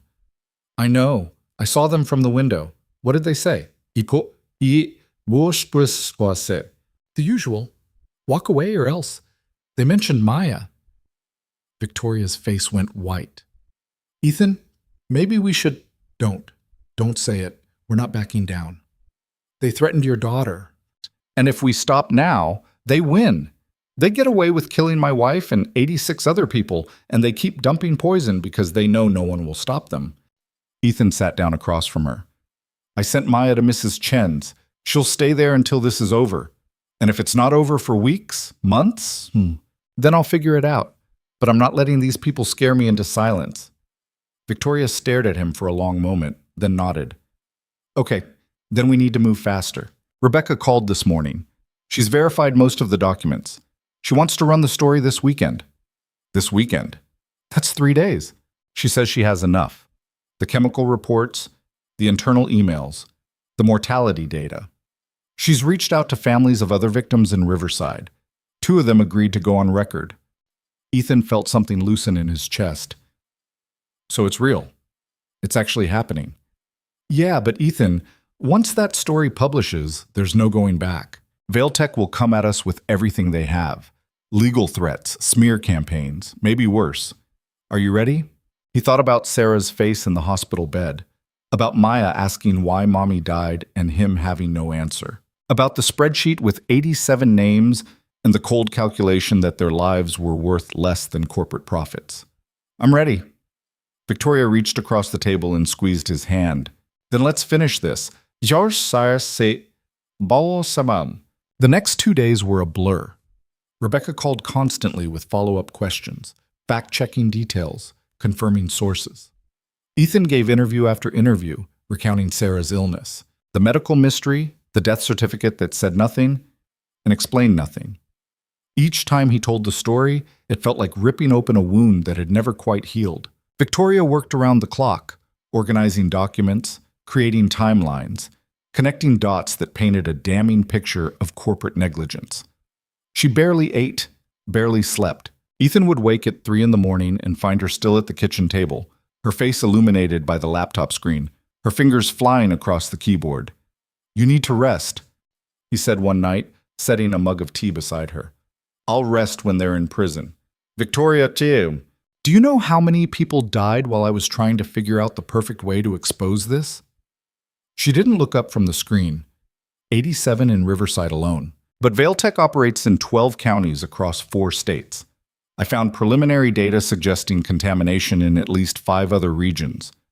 We're talking hundreds of deaths, Ethan, maybe more. And I sat on that information for 3 months because I was scared. You were trying to protect yourself. That's not a crime. It is when people are dying. She finally looked at him, and her eyes were red-rimmed. My father built that company from nothing, 30 years of his life. And I destroyed his legacy in 3 months because I couldn't live with what it had become. But I didn't move fast enough. People died because I was a coward. Ethan sat down beside her. "You're not a coward. You're here, aren't you? You could be on a beach somewhere spending your billions, but instead you're sitting in my crappy apartment preparing to testify against your own company. That's not cowardice. It's not courage either, it's just guilt." She closed the laptop. "I keep thinking about their families. All those people who lost someone and never knew why, who thought it was just bad luck or genetics or some random illness. They deserved answers. They deserved justice. And I took that from them by waiting. You're giving it to them now, 3 months too late." "Gable?" See. Ethan didn't have an answer for that. So he just sat with her in the quiet kitchen, drinking tea that had gone cold, while the city hummed outside and the weight of 87 deaths pressed down on them both. On Friday morning, Rebecca called. "We're publishing tomorrow," she said, front page above the fold. "I've also sent the documents to contacts at the EPA and the Justice Department. They're opening investigations." Ethan's heart pounded. "That's it? We're really doing this?" "We're really doing this. But Ethan, I need you and Victoria somewhere safe. Once this breaks, Vailtech is going to lose their minds. I don't trust them not to do something stupid." "Where should we go?" "I have a colleague with a cabin upstate, remote, off the grid. You can stay there until things calm down. I have a daughter. She's at a neighbor's house. Bring her. The cabin has 3 bedrooms. Pack enough for a week." "Tom." Ethan looked at Victoria, who was listening on speakerphone. She nodded. "Okay," Ethan said. "When do we leave?" "Tonight. I'll text you the address. And Ethan, don't tell anyone where you're going. Not your brother, not your neighbors, no one." "Understood." Rebecca hung up. Ethan and Victoria stared at each other across the kitchen table. "This is real," Victoria said quietly. "Yeah, it is." "Are you scared?" "Terrified. You?" "Same." Oops. They packed quickly, throwing clothes and toiletries into duffel bags. Ethan grabbed Maya's stuffed elephant and her favorite books. Victoria packed her laptop and 2 external hard drives containing backup copies of all the evidence. At 5 p.m., Ethan walked over to Mrs. Chen's apartment. Maya was coloring at the dining room table when he arrived. She looked up, and her face lit up. "Daddy, are we going home?" "Not exactly. We're going on a trip." Maya's smile faded. "What kind of trip?" Mom." Mrs. Chen appeared from the kitchen, wiping her hands on a dish towel. She looked at Ethan's face and seemed to understand without words. "How long?" she asked quietly. "A week. Maybe less. I can't really explain, but it's important." Mrs. Chen nodded. "Be safe, Ethan." "Thank you for everything." In the car, Victoria's car, which she'd retrieved from a storage facility and which turned out to be a sensible Honda that must have cost less than her shoes, Maya asked the question Ethan had been dreading. "Are we running away?" "No, baby. We're just going somewhere quiet for a little while." "Because of those men in the car?" Ethan glanced at Victoria, who was driving. She caught his eye and gave a small nod. "Yeah," Ethan said. "Because of them." "Are they bad men?" "They work for bad people. But we're going to make sure those bad people can't hurt anyone else." Maya was quiet for a long time. Then she said, "Is this about Mommy?" Ethan's throat tightened. "Yeah, sweetie, it's about Mommy." "Are you going to find out why she died?" "We already know why. Now we're making sure the people responsible answer for it." Maya processed this with the seriousness of a child who'd learned too young that the world wasn't fair or safe. "Good," she said finally. "I hope they go to jail forever." "Me too, kiddo. Me too." The cabin was 3 hours north, deep in the mountains where cell service was spotty, and the nearest town was 20 miles away. It was small but comfortable, with a wood stove and a propane generator and enough canned food to last a month if necessary. Rebecca had left a note on the kitchen counter. "Stay off your phones. Don't contact anyone. I'll update you when it's safe. R." They settled in as best they could. Maya explored the cabin with the enthusiasm of a kid who thought this was an adventure rather than protective custody. Victoria started a fire in the wood stove. Ethan stood on the porch and watched the sun set over the mountains, painting the sky in shades of orange and purple. "Beautiful, isn't it?" Victoria said, stepping outside to join him. "Yeah, peaceful. Do you think it'll be like this when it's over? Peaceful?" Ethan didn't answer right away. He thought about the storm that was about to break, the headlines, the investigations, the legal battles that would drag on for months or years, the families who would finally have answers but would never get their loved ones back. "No," he said honestly. "I don't think so. But maybe that's okay. Maybe peace isn't the point. Then what is? Justice, truth, making sure this never happens again." Victoria leaned against the porch railing. "My father used to say that business was war by other means, that you did whatever it took to win because if you didn't, someone else would. I believed him for a long time. Even after I found those files, part of me thought maybe he was right. Maybe this is just how the world works. And now I think he was wrong. And I think I was wrong for believing him. There are lines you don't cross, not for money, not for power, not for anything." She looked at Ethan. "Thank you for reminding me of that." "I didn't do anything." "Yes, you did. You could have taken Vailtech's money and walked away. You could have decided Sarah's death wasn't worth fighting for, but you didn't. You chose to care. That matters more than you know." Before Ethan could respond, Maya called from inside. "Daddy! Victoria! I found a puzzle!" They went inside and spent the evening putting together a 1,000-piece puzzle of a mountain landscape while the fire crackled and the wind howled outside. Maya talked non-stop, filling the silence with observations about school and her friends and a book she was reading about dragons. It felt surreal, this pocket of normalcy in the middle of chaos. Around 9, Ethan put Maya to bed in one of the small bedrooms. She was asleep before he finished reading the second page of her book. He found Victoria sitting by the fire, staring into the flames. "Tomorrow," she said without preamble. "Tomorrow, everyone knows." "Yeah, I keep thinking about what comes after. The trial, the testimonies, standing in front of the world and admitting that my company murdered people. It's not your company anymore. You walked away. It's still my name on the building, my father's legacy, our family's reputation." She laughed, but it was hollow. "Not that reputation matters when you're a mass murderer. You're not a murderer. I ran the company. I signed off on budgets. I sat in meetings with the same executives who decided killing people was cheaper than fixing the problem. Maybe I didn't know then, but I should have. I should have looked harder." Ethan sat down beside her. "You can't torture yourself with what you didn't know. You found out, and you did something about it. That's what counts. Is it enough? I don't know, but it's all we've got." They sat in silence, watching the fire burn down to embers. At some point, Victoria's head dropped onto Ethan's shoulder. He didn't move.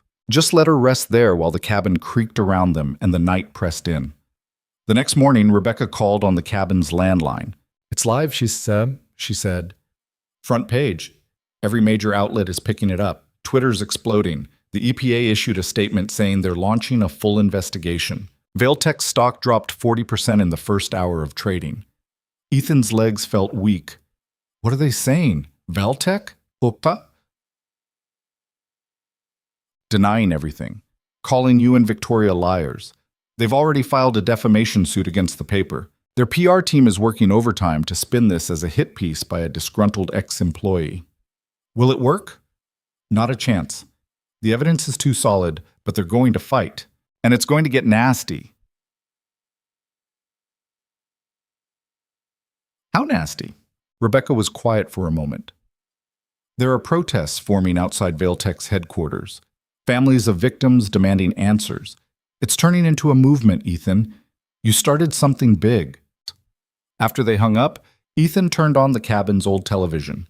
It took a few minutes to find a news channel, but when he did, the screen was filled with images of crowds outside a gleaming corporate building, holding signs that read, "Justice for Riverside," and "Vailtech kills."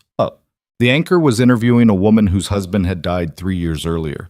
She was crying, saying she'd thought it was a heart attack, that she'd blamed herself for not getting him to a doctor sooner, and now she knew the truth. Now she knew her husband had been poisoned. Victoria stood frozen in front of the television, her face pale. "That's Linda Morrison," she whispered. Her husband was one of the names on the list. I saw him at a company event once. He asked me about our environmental policies, and I told him we took them very seriously. She covered her mouth. I lied to his face. "You didn't know." "I should have." Maya wandered into the room, rubbing sleep from her eyes. "What are you watching?" Ethan turned off the TV. "Nothing, kiddo, just news stuff. You hungry?" But they spent the day in the cabin, disconnected from the world but feeling its weight anyway. Rebecca called twice more with updates. The EPA was raiding Vailtech offices in 4 states. 2 executives had resigned. Senator Catherine Mills was calling for congressional hearings. By evening, the story had reached international news. BBC, Al Jazeera, networks Ethan had never heard of were running segments about the American corporation that had poisoned its own citizens for profit. "It's working," Victoria said, staring at the phone in disbelief. "People are listening." "Yeah, they are." But Ethan couldn't shake the feeling that the other shoe hadn't dropped yet, that Vailtech wasn't done fighting. The answer came at 3 in the morning. Ethan woke to the sound of car engines. He rolled out of bed and looked out the window.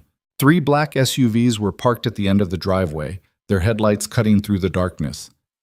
"Victoria," he hissed. "Wake up." "Yes, see." She appeared in the hallway, her hair disheveled. "What's wrong?" "They found us." Her eyes widened. "How?" "Does it matter? We need to go. Now." They moved fast, grabbing bags and shoes. Ethan went to Maya's room and scooped her up, still asleep, wrapping her in a blanket. "Daddy?" she mumbled. "Shh, baby. We're going on another adventure." Victoria was already at the back door, peering out into the darkness. "There's a trail through the woods. Rebecca mentioned it. If we can get to the main road, we can flag down a car." "In the middle of the night? You have a better idea?" Ethan didn't. They slipped out the back door and into the woods. The ground was uneven, covered in roots and rocks. Maya woke up fully and started to cry. "Daddy, I'm scared." "I know, baby. I know. But we have to be quiet and fast, okay?" Behind them, they heard shouting. Flashlight beams cut through the trees. They ran. Maya clung to Ethan's neck, her small body shaking. Victoria led the way, somehow navigating the dark trail with an efficiency that suggested she'd spent time outdoors. They crashed through underbrush, stumbled over logs, kept moving even when their lungs burned. The flashlights were getting closer. "There," Victoria pointed. Through the trees, they could see the glow of headlights on a road. They burst out of the woods and onto the shoulder of a 2-lane highway. Victoria stepped into the road, waving her arms. A pickup truck swerved around her, honking angrily. Another car blared past. Then a semi-truck slowed, its air brakes hissing. The driver leaned out the window, a grizzled man in his 60s. "You folks okay?" "No," Ethan gasped. "We need help. People are chasing us." The driver looked past them toward the woods, where flashlight beams were emerging from the tree line. His expression hardened. "Get in, back of the cab." They scrambled into the narrow sleeping compartment behind the driver's seat. The truck lurched forward, picking up speed. Through the small rear window, Ethan saw the SUVs burst onto the road behind them, but the semi was already pulling away, its massive engine roaring.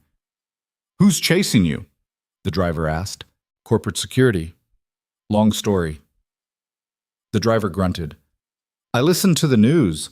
You that family blowing the whistle on Vailtech? Yeah. Good. Those bastards poisoned half the country. I'll get you somewhere safe. He drove for 40 minutes, taking back roads and side streets, checking his mirrors constantly. Finally, he pulled into a truck stop just off the interstate. There's a motel across the street, he said. Pay cash, use a fake name. I'll call the number on the news. That reporter, Rebecca Cross. She'll know what to do. Ethan didn't know what to say. Thank you. Seriously, you might have saved our lives. The driver shrugged. My sister died of cancer 5 years back. Doctors never could figure out why. She lived in Riverside County. His jaw tightened. You make those bastards pay. We will. They climbed out of the truck and watched it pull away. Maya was still shaking, her face buried in Ethan's shoulder. Victoria looked like she might collapse. Come on, Ethan said. Let's get inside. The motel was exactly the kind of place where nobody asked questions. Ethan paid cash for a room with 2 beds and locked the door behind them. Maya fell asleep almost instantly, exhausted from fear and adrenaline. Victoria sat on the other bed, her hands trembling. They were going to kill us, she said. Weren't they? I don't know. Maybe. Maybe just scare us. We can't keep running, Ethan. Eventually they'll find us. Then we don't run. We go public. Completely public. We do interviews, press conferences, whatever it takes to make ourselves too visible to kill. Victoria looked at him. That's dangerous. Everything is dangerous now. At least this way we control the narrative. She nodded slowly. Okay, then that's what we do. Ethan's phone buzzed. Rebecca. Where the hell are you? She demanded. Motel off Route 80. They found the cabin. I know. I've been calling for an hour. Listen to me carefully. Tomorrow morning, you're going to hold a press conference. I've already arranged it. City Library, noon. There will be cameras, reporters, witnesses. You're going to tell the whole story, all of it, and you're not going to hide anymore. Rebecca, they tried to grab us tonight. Which is exactly why you need to go public now. Once your faces are on every screen in America, they can't touch you without making themselves look guilty. It's your best protection. Ethan looked at Victoria, who was listening. She nodded. Okay, Ethan said. We'll be there. Good. And Ethan, you're doing the right thing. Sarah would be proud. He hung up and sat down on the bed, suddenly exhausted. Maya was snoring softly, her stuffed elephant clutched to her chest. Victoria was staring at the wall, her expression unreadable. Tomorrow, Ethan said. Tomorrow, we tell everyone. And then they come for us. Let them come. We're not backing down. Victoria smiled, tired but genuine. No, we're not. Outside, the highway hummed with late-night traffic. Inside, 3 people who'd never asked for any of this tried to sleep, knowing that when morning came, there would be no more running, no more hiding. Tomorrow, they would stand in front of the world and tell the truth. And whatever happened after that, at least they would face it together. They left the motel at dawn before the front desk clerk could get a good look at their faces. Maya was groggy and confused, asking questions Ethan didn't have good answers for. Victoria bought them breakfast from a gas station, stale donuts and coffee that tasted like motor oil, and they ate in the car while driving toward the city. I don't want to go on TV, Maya said, picking at her donut. You don't have to, Ethan assured her. You're going to stay with Mrs. Chen. Victoria and I are the ones doing the talking. What are you going to say? Ethan glanced at Victoria, who was gripping the steering wheel like it might fly away. The truth about what happened to Mommy, about the people who hurt her. Maya was quiet for a moment. Then she said, Will they go to jail? I hope so, baby. Good, because they're bad people and bad people should go to jail. If only it were that simple, Ethan thought, but he just squeezed Maya's hand and said, You're absolutely right. They dropped Maya at Mrs. Chen's at 9:30. They dropped Maya at Mrs. The older woman took one look at them, disheveled, exhausted, running on fear and caffeine, and pulled Ethan into a hug. Be careful, she whispered. Whatever you're doing, be careful. I will. Maya hugged him fiercely, then Victoria, then disappeared inside with Mrs. Chen. Ethan stood on the sidewalk watching the door close, wondering if he was making the biggest mistake of his life. "She'll be okay," Victoria said quietly. "Mrs. Chen will keep her safe." "Yeah, I know." But knowing didn't stop the fear that sat like a stone in his stomach. They drove to the library in silence. Rebecca had texted the address along with instructions to enter through the back entrance, where she'd be waiting. The library was an old building in the historic district, all marble columns and brass fixtures, the kind of place that made you feel like knowledge actually mattered. Rebecca was pacing near the back door when they arrived, phone pressed to her ear. She ended the call when she saw them. "You look like hell," she said bluntly. "We had a rough night," Ethan said. "I heard. The truck driver called me from the road." Smart thinking, flagging him down. She looked them over critically. "We have 2 hours. You both need to clean up, change clothes, and get your stories straight. The press conference is in the main reading room. I've got 15 news outlets confirmed, maybe more showing up. This is going to be big." Victoria's face had gone pale. 15? National networks, major papers, cable news. Everyone wants a piece of this story. Vailtech issued a statement this morning calling you both frauds and promising legal action. Their CEO, Marcus Dalton, is holding his own press conference at 2 p.m. "Who's Marcus Dalton?" Ethan asked. Victoria's jaw tightened. "He replaced me when I disappeared. Used to be VP of Finance. He's smart, ruthless, and completely loyal to the board. He'll say whatever they tell him to say." "Then we need to be better," Rebecca said. "More credible, more sympathetic. The public needs to see you as people, not statistics. Ethan, you're going to talk about Sarah. Every detail. Make them feel it. Victoria, you're going to explain exactly what you found and why you risked everything to expose it. No corporate speak, no jargon. Just the truth."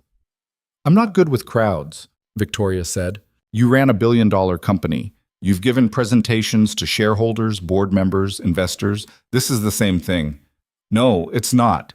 Those people wanted to hear what I had to say. These people are looking for me to fail." Rebecca's expression softened. "Then don't fail. You've got the evidence. You've got the moral high ground. And you've got 87 dead people who deserve justice. Use that." They cleaned up in the library's public restrooms.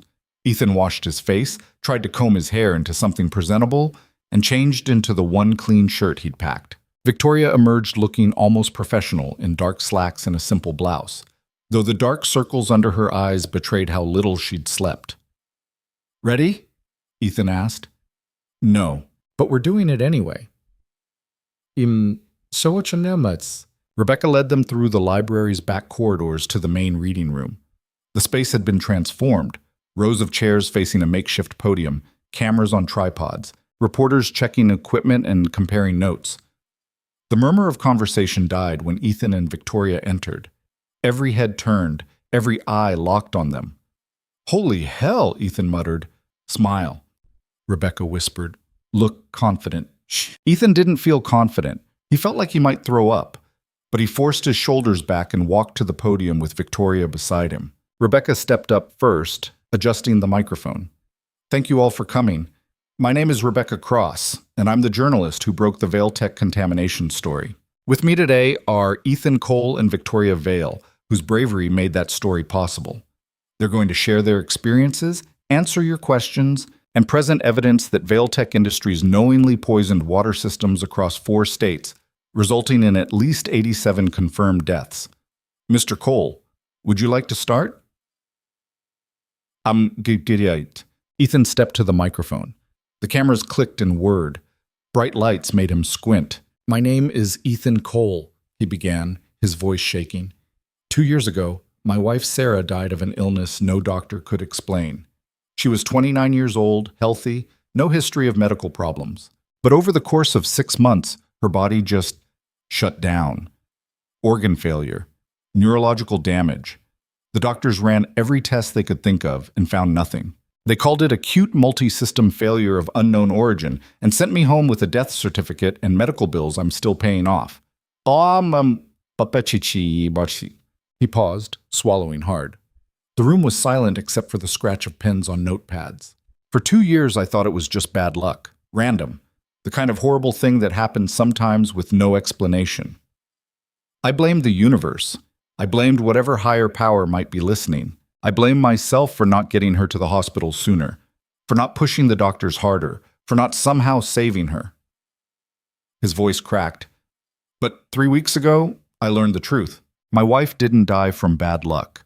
She died because Vailtech Industries was illegally dumping chemical waste into the Riverside County water system. The same water we drank, cooked with, bathed in. The same water that killed 86 other people in our county alone. A reporter raised her hand. Mr. Cole, how can you be certain the contamination caused your wife's death? Ethan looked at Victoria, who stepped forward. Because I have the documents proving it, Victoria said, her voice steadier than Ethan's had been. My name is Victoria Vale.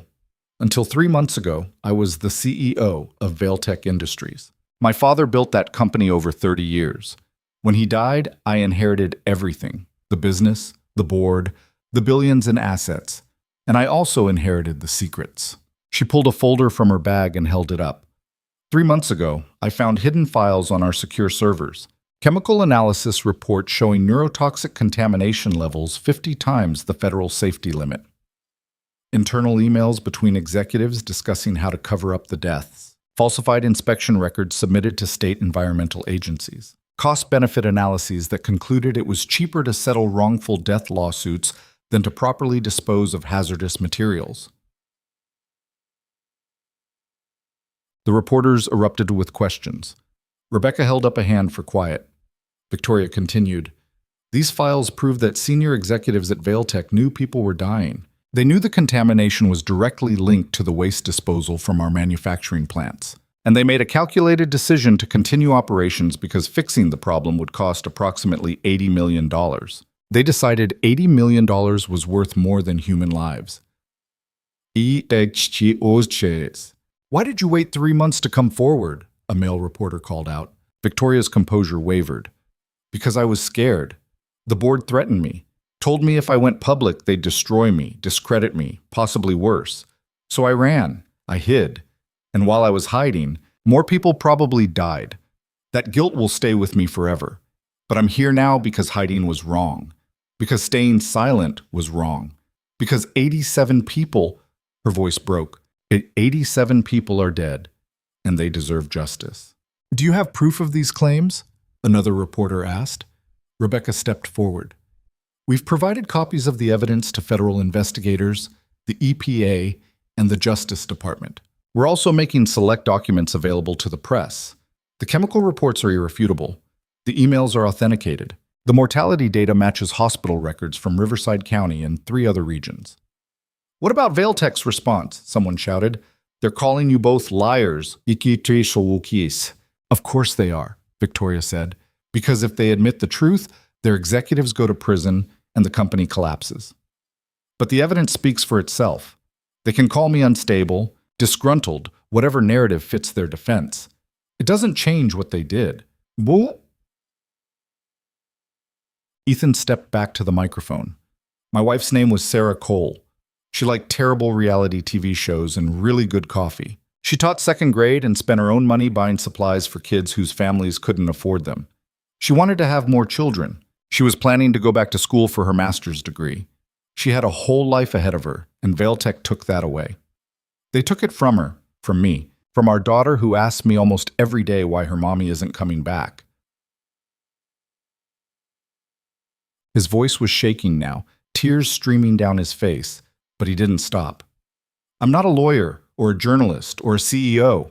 I'm just a father trying to make sure my daughter grows up in a world where companies can't murder people and walk away. If you take nothing else from this, take that. Vailtech killed my wife. They killed 86 other people, and they need to be held accountable. The room erupted. Questions flew from every direction. Rebecca tried to maintain order, but the reporters were hungry, sensing blood in the water. They wanted details, dates, names. They wanted the story that would dominate the news cycle for weeks. Victoria fielded questions about corporate structure, financial records, executive communications. Ethan talked about Sarah's illness, the medical mystery, the death that destroyed his life. They spoke for an hour straight, barely pausing for breath, laying everything bare under the harsh lights and unblinking camera lenses. Finally, Rebecca called an end to the conference. That's all for today. Full documentation will be available through my office. Thank you. The reporters swarmed forward, shouting questions, but Rebecca's assistant guided Ethan and Victoria toward a side door. They emerged in a quiet hallway, the chaos muffled behind closed doors. Ethan leaned against the wall, his legs shaking. Did that really just happen? Yeah, Victoria said, her face pale. It really did. Rebecca appeared, looking energized in a way that made Ethan think she lived for moments like this. You two were perfect, emotional, credible, devastating. Vailtech's stock is already plummeting. Marcus Dalton's press conference is going to be damage control theater, and it won't work. You've got the narrative now. What happens next? Victoria asked. You lay low while the investigations unfold. The EPA will inspect Vailtech's facilities. The Justice Department will convene a grand jury, and the families of other victims will start coming forward. This is just the beginning. Ethan's phone buzzed. Unknown number. He answered cautiously. Hello? Mr. Cole. The voice was smooth, familiar. Marcus Dalton. That was quite a performance. Ethan's stomach dropped. How did you get this number? I get every number I need. I'm calling to make you an offer. Walk away now. Publicly recant your testimony. Say you were mistaken, emotionally compromised, manipulated by Ms. Vail. In exchange, Vailtech will establish a foundation in your wife's name. $10 million dedicated to medical research. Your daughter will have a college fund. You'll never worry about money again. You're trying to buy me off. Whoa. I'm trying to prevent unnecessary suffering. Yours, your daughter's, Ms. Vail's. This fight will destroy all of you. Take the money. Move on with your life. Ethan thought about Maya, about the life $10 million could give her, about how much easier everything would be. Then he thought about Sarah's name on a spreadsheet, her life valued at $15,000, about 86 other families who'd never gotten even an offer. Go to hell, Ethan said, and hung up. Victoria was staring at him. That was Dalton? Yeah, he offered $10 million to shut up. $10 million? Victoria looked stunned. Ethan, that's not enough. Not even close. They killed Sarah. They killed 86 other people. I'm not walking away for any amount of money. Victoria's eyes were wet. You're a better person than I am. No, I'm not. I'm just stubborn. They took a taxi back to Ethan's apartment. The streets were crowded with the usual city chaos, honking horns, rushing pedestrians, food vendors shouting prices. Life went on, indifferent to the bomb they'd just detonated. At the apartment, they found the door unlocked. Ethan's blood ran cold. Stay behind me, he whispered to Victoria. He pushed the door open slowly. The apartment was dark. Then the lights flicked on. 3 people sat in his living room. A woman in an expensive suit, a man with silver hair and hard eyes, and a younger man holding a briefcase. They looked like they'd been waiting patiently. Mr. Cole, the woman said. Ms. Vail, please sit. We need to talk. Get out of my apartment, Ethan said. We will, after you hear what we have to say. She gestured to the couch. My name is Jennifer Lawson. I represent the Vailtech Board of Directors.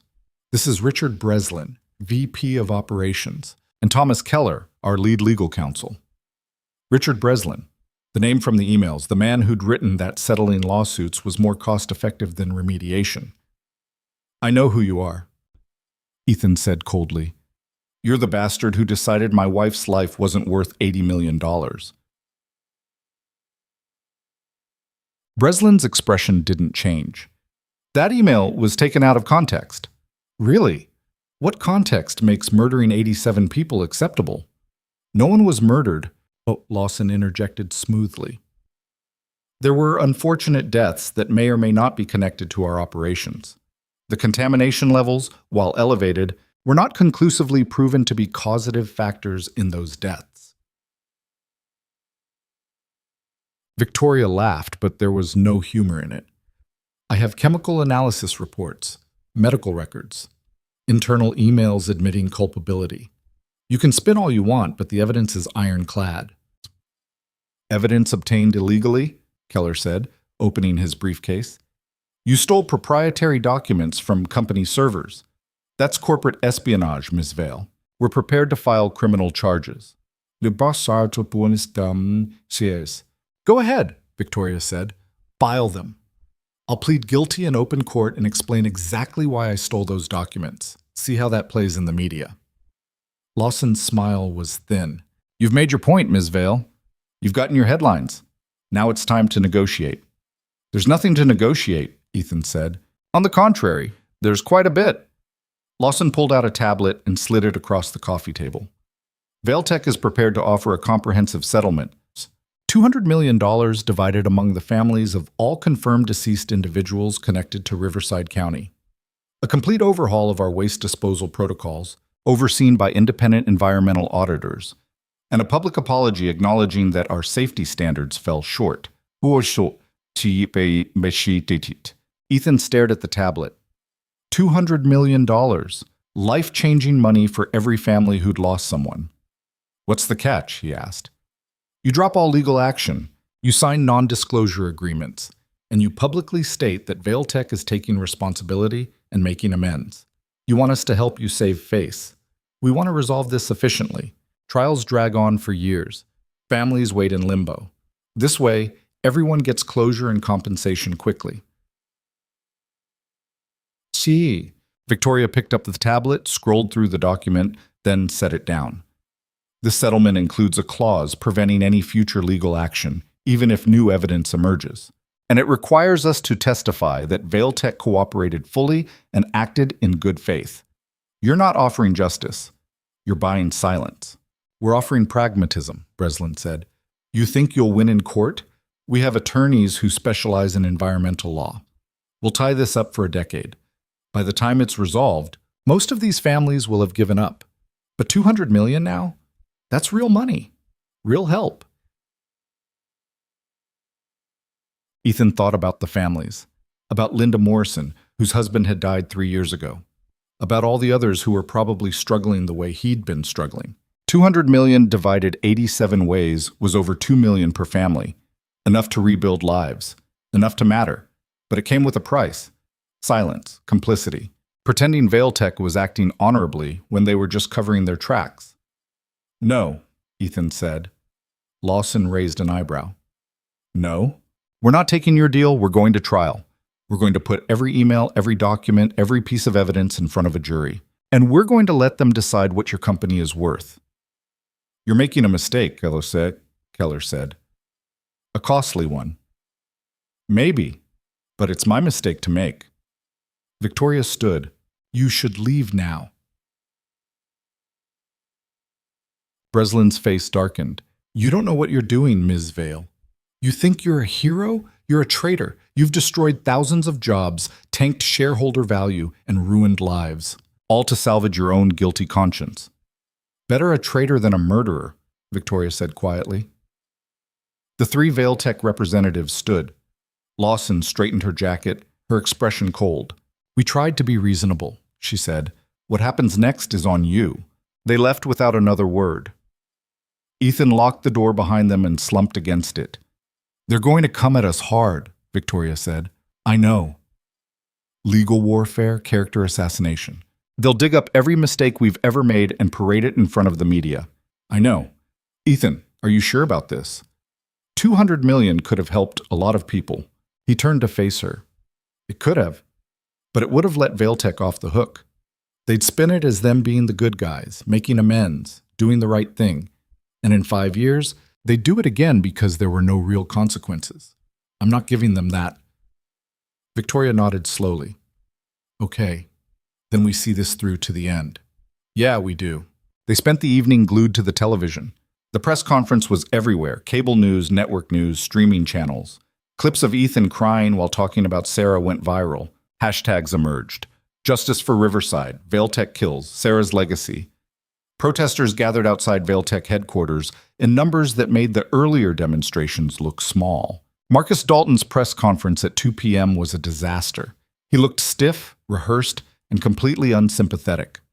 When a reporter asked if he felt any remorse for the deaths, he said, Vailtech maintains that the alleged contamination has not been proven to be the causative factor in these unfortunate deaths. The phrase alleged contamination and unfortunate deaths became instant memes, symbols of corporate callousness.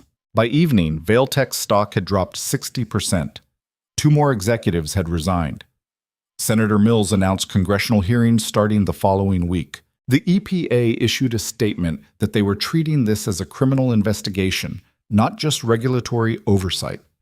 Ethan's phone rang constantly, news outlets requesting interviews, lawyers offering to represent him pro bono, families of other victims wanting to share their stories. He answered what he could and ignored the rest. Around 9 p.m., Rebecca called. "You two need to see this." She texted a link to a video. Ethan opened it. The video showed a Vailtech employee, a young woman in a lab coat, speaking to a camera with shaking hands. "My name is Dr. Emily Torres. I work in Vailtech's Quality Control Division. I've been there for 6 years. And I'm here to say that everything Ms. Vail and Mr. Cole said today is true. I've seen the contamination reports. I've raised concerns with management multiple times. And every time I was told to keep quiet, or I'd lose my job. I have copies of internal memos, emails, and test results that prove Vailtech knew about the contamination and covered it up. I'm submitting everything to federal investigators tomorrow. And I'm resigning, effective immediately, because I can't work for a company that values profits over human lives." The video ended. Ethan stared at the screen. "She just committed career suicide," Victoria whispered. "No," Ethan said. "She just did the right thing. And she gave us a witness who still works there. They can't dismiss her as easily as they dismissed you." The phone rang again. Rebecca. "Did you see it?" she asked. "Yeah, is it legitimate?" "I've been in contact with Dr. Torres for the past 2 hours. She's real, her credentials check out, and the documents she's promising are exactly what we need. With her testimony, this becomes ironclad. Vailtech can't win. So what now, Atu? Now we wait for the federal investigation to move forward. But Ethan, you and Victoria need to prepare. The trial is going to be brutal. You're going to have to relive Sarah's death over and over. You're going to be cross-examined by lawyers whose job is to make you look unreliable. Are you ready for that?" Ethan looked at Victoria, who was watching him with exhausted, determined eyes. "Yeah," he said. "We're ready, set." That night, Ethan couldn't sleep. He lay in bed staring at the ceiling, thinking about Sarah, about the future that had been stolen from them, about Maya growing up without her mother, about 86 other families experiencing the same loss. Around midnight, he got up and found Victoria sitting at the kitchen table with her laptop. "Can't sleep either?" he asked. "Too much adrenaline and guilt." She closed the laptop. "I keep thinking about Dr. Torres. She wouldn't have had to risk her career if I'd come forward sooner. She made her own choice, just like we did." "I know, but still." Victoria rubbed her face. "What do you think happens when this is over? After the trial, after the verdict, after everything, what happens to us?" Ethan sat down across from her. "I don't know. I guess we try to rebuild, figure out what normal looks like. Do you think normal is even possible after something like this?" "Probably not, but maybe we can find something close." Victoria smiled sadly. "I don't even know what I'd do. I gave up everything for this. My company, my money, my entire identity. When it's over, I'm just nobody." "You're not nobody. You're the person who stood up when it mattered. That's more than most people can say." "Is it enough?" Ethan thought about it, about the press conference, about Dr. Torres's video, about the protests and the investigations and the momentum they'd built. "I think it has to be," he said, "because it's all we've got." They sat in silence for a while, two people who'd been strangers a month ago and were now bound together by shared trauma and a common enemy. Outside, the city hummed with life. Inside, they waited for morning and whatever came next. Because the fight wasn't over, it was only just beginning. The morning after those 4 days of jury deliberation, Ethan woke to his phone vibrating across the nightstand. The screen showed Rebecca's name. His heart jumped into his throat. "They've reached a verdict," she said without preamble. "Courthouse. 1 hour." Ethan sat up so fast his head spun. In the next room, he heard Victoria already moving. She appeared in his doorway looking like she hadn't slept at all, her hair a mess, her eyes red. "This is it," she said. "Yeah." They got ready in silence, both too nervous to eat breakfast. Ethan called Mrs. Chen and asked her to keep Maya home from school, just in case. Just in case what? He didn't say. But Mrs. Chen understood. "I'll keep her safe," the older woman promised. "You go do what needs doing." The courthouse was already packed when they arrived. News vans lined the street. Protesters with signs reading "Justice for Riverside" and "Vailtech kills" crowded the steps. Security waved Ethan and Victoria through a side entrance where Rebecca was waiting, pacing like a caged animal. "How are you holding up?" she asked. "I might throw up," Ethan admitted. "That's normal. The jury deliberated for 4 days. That's actually a good sign. It means they took this seriously, went through everything carefully. Or it means they couldn't agree," Victoria said quietly. "Don't think like that.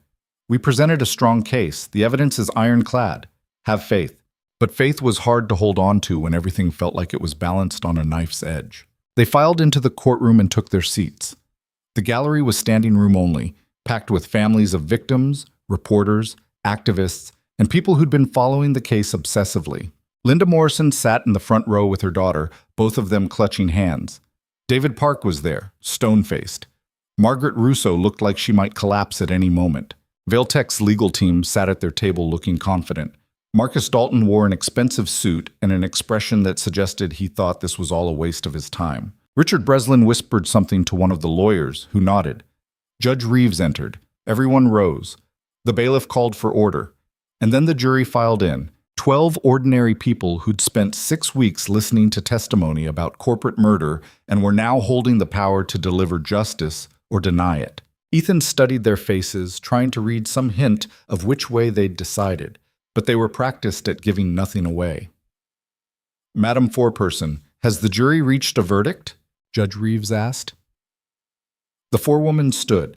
She was in her 40s, a woman with short graying hair and the kind of serious expression that suggested she didn't make decisions lightly. "We have, Your Honor. Please read the verdict." The forewoman unfolded a piece of paper. The courtroom went so silent, Ethan could hear his own heartbeat. "On the charge of criminal negligence resulting in wrongful death, we find the defendants guilty." The words hit Ethan like a physical force. Guilty. They'd said guilty. The courtroom exploded. People were crying, shouting, hugging strangers. Linda Morrison collapsed into her daughter's arms, sobbing. David Park dropped his face into his hands. Margaret Russo just sat there, tears streaming silently down her face. Victoria grabbed Ethan's hand so hard it hurt. Her whole body was shaking. "On the charge of conspiracy to commit fraud," the forewoman continued, "we find the defendants guilty. On the charge of falsifying environmental reports, guilty. On the charge of obstruction of justice, guilty. Guilty, guilty, guilty." Each word another nail in Vailtech's coffin.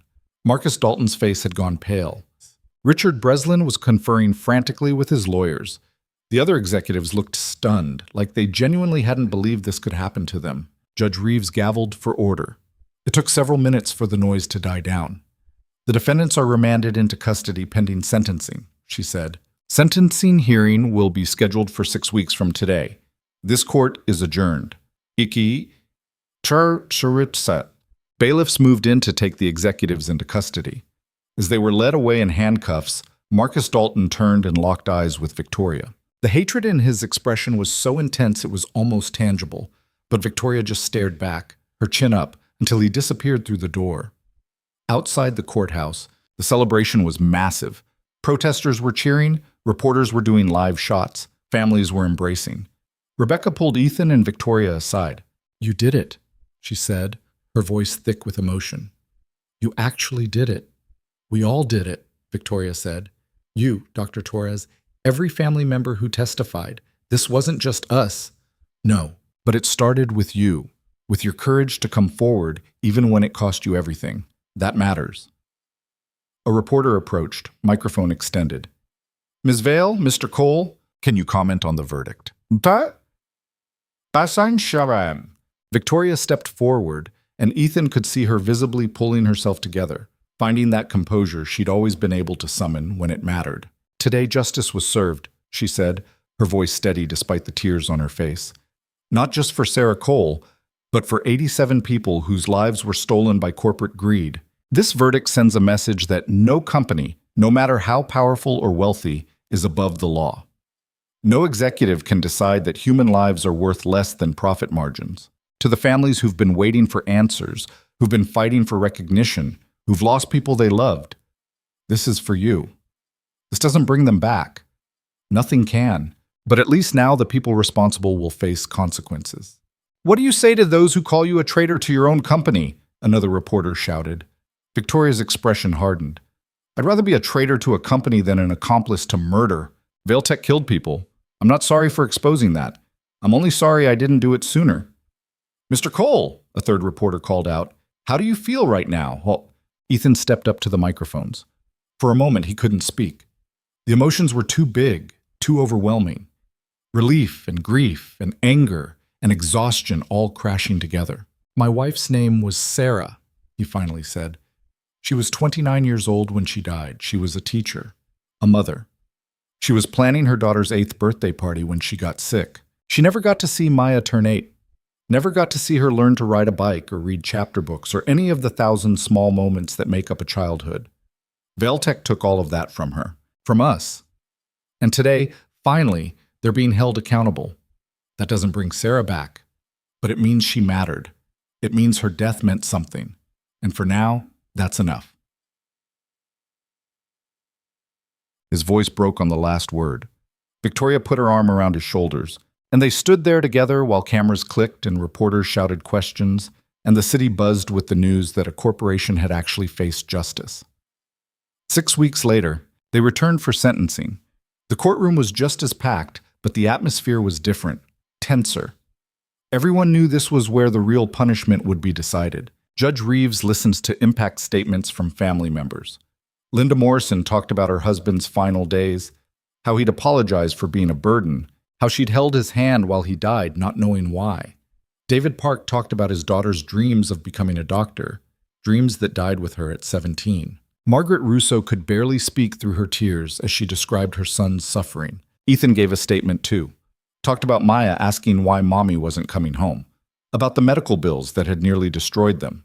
About 2 years of grief and confusion before finally learning the truth.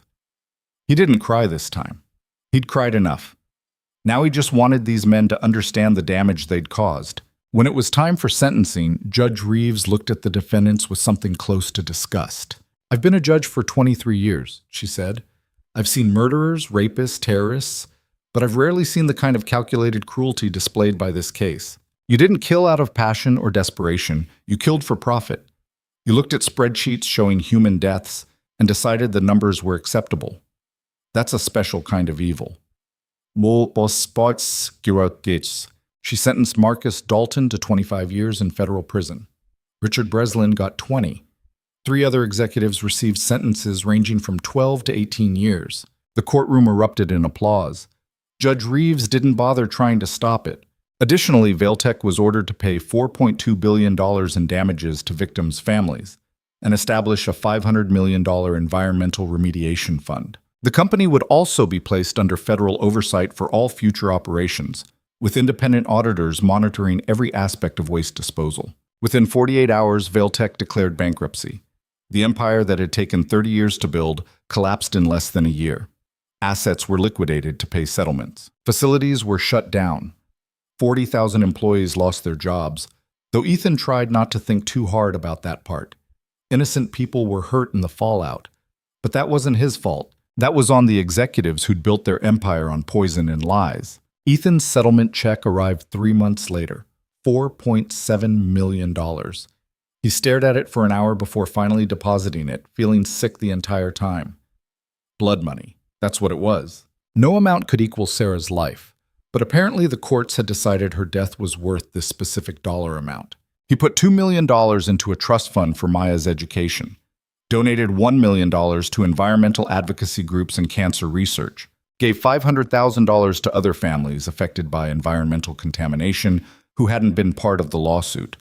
The rest he kept, figuring he'd earned the right to financial security after everything they'd been through. For the first time in 3 years, he didn't have to check his bank account before buying groceries.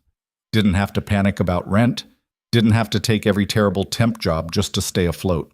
The relief was profound and also slightly nauseating, knowing it came from Sarah's death. Victoria had refused any settlement money. "I profited enough from Vailtech," she'd said firmly when the lawyers tried to include her. Instead, she took a job teaching business ethics at Riverside Community College for $42,000 a year. Ethan thought she was crazy, going from billionaire CEO to adjunct professor, but Victoria seemed genuinely happy. "I'm teaching kids who actually want to do business differently," she explained one evening while making dinner in Ethan's kitchen. She'd become a regular fixture there, usually showing up 3 or 4 nights a week. "They want to build companies that don't destroy people and the planet. It's refreshing. Makes me feel like maybe there's hope." "You didn't need this job to give people hope," Ethan said. "You already did that by taking down Vailtech." "Yeah." Victoria smiled, but it was sad. Taking down one bad company doesn't fix the system. There are 100 more Vailtechs out there, all making the same calculations, all deciding profit matters more than people. The work isn't done. "No, but you can't fight every battle. You won this one. That counts." "Does it? 87 people are still dead. Probably more we haven't found yet. Winning a trial doesn't bring them back." "Ambu." "Bektan." "No, but it makes sure their deaths meant something, and it stops Vailtech from killing anyone else. That's not nothing, Victoria." She nodded, but Ethan could see the guilt still eating at her. It probably always would. Some wounds didn't heal, they just became part of who you were. Maya adjusted surprisingly well to their new financial situation. Ethan had worried the sudden money would mess her up somehow, but mostly she just seemed relieved that Daddy wasn't stressed all the time. She asked for small things, new books, art supplies, a bike, but never the expensive stuff other kids her age wanted. She'd learned too young what it meant to have nothing. One Saturday afternoon, about a year after the trial ended, Ethan took Maya to the park. It was late spring, the kind of perfect day where the weather couldn't decide between warm and cool and settled on both. Maya ran straight for the swings, and Ethan pushed her while she shrieked with laughter. "Higher! Daddy! Any higher and you'll fly away." "Good, I want to fly." He pushed her higher anyway, watching her hair stream behind her, listening to her laugh. She looked so much like Sarah in that moment it almost hurt. But it was a good hurt, a reminder that Sarah was still here, in Maya, in the way she laughed and thought and moved through the world. After the swings, they got ice cream from a truck and sat on a bench watching other kids play. "Daddy?" Maya said, licking chocolate ice cream off her cone. "Are you still sad about Mommy?" The question caught him off guard. Maya usually avoided talking about Sarah directly, preferring to keep those feelings private. "Yeah, baby, I'll always be a little sad about Mommy." "But you smile more now, and you don't have that face you used to make." "What face?" "The one where you looked like you were trying really hard not to cry. You don't make that face anymore." Ethan thought about it. She was right. The desperate, barely holding on expression he'd worn for 2 years had faded into something else. Still sad, but not drowning. Grief that had become part of his landscape instead of the whole terrain. "I guess I've learned to carry it better," he said.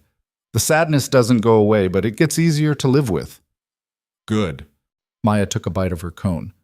"Victoria says Mommy would be proud of us. Is that true?" "Yeah, I think it is.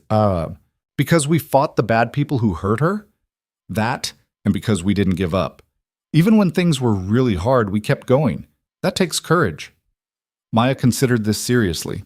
"I think I'm brave like Mommy was." "You're braver than Mommy. You're braver than anyone I know." She beamed at him, chocolate ice cream on her face, and Ethan felt something settle in his chest. They were going to be okay. Not perfect, not healed, but okay. And okay was enough. That evening, Victoria came over for dinner.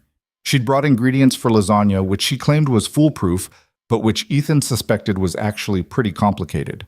They worked together in the kitchen, Victoria cooking while Ethan chopped vegetables under her supervision.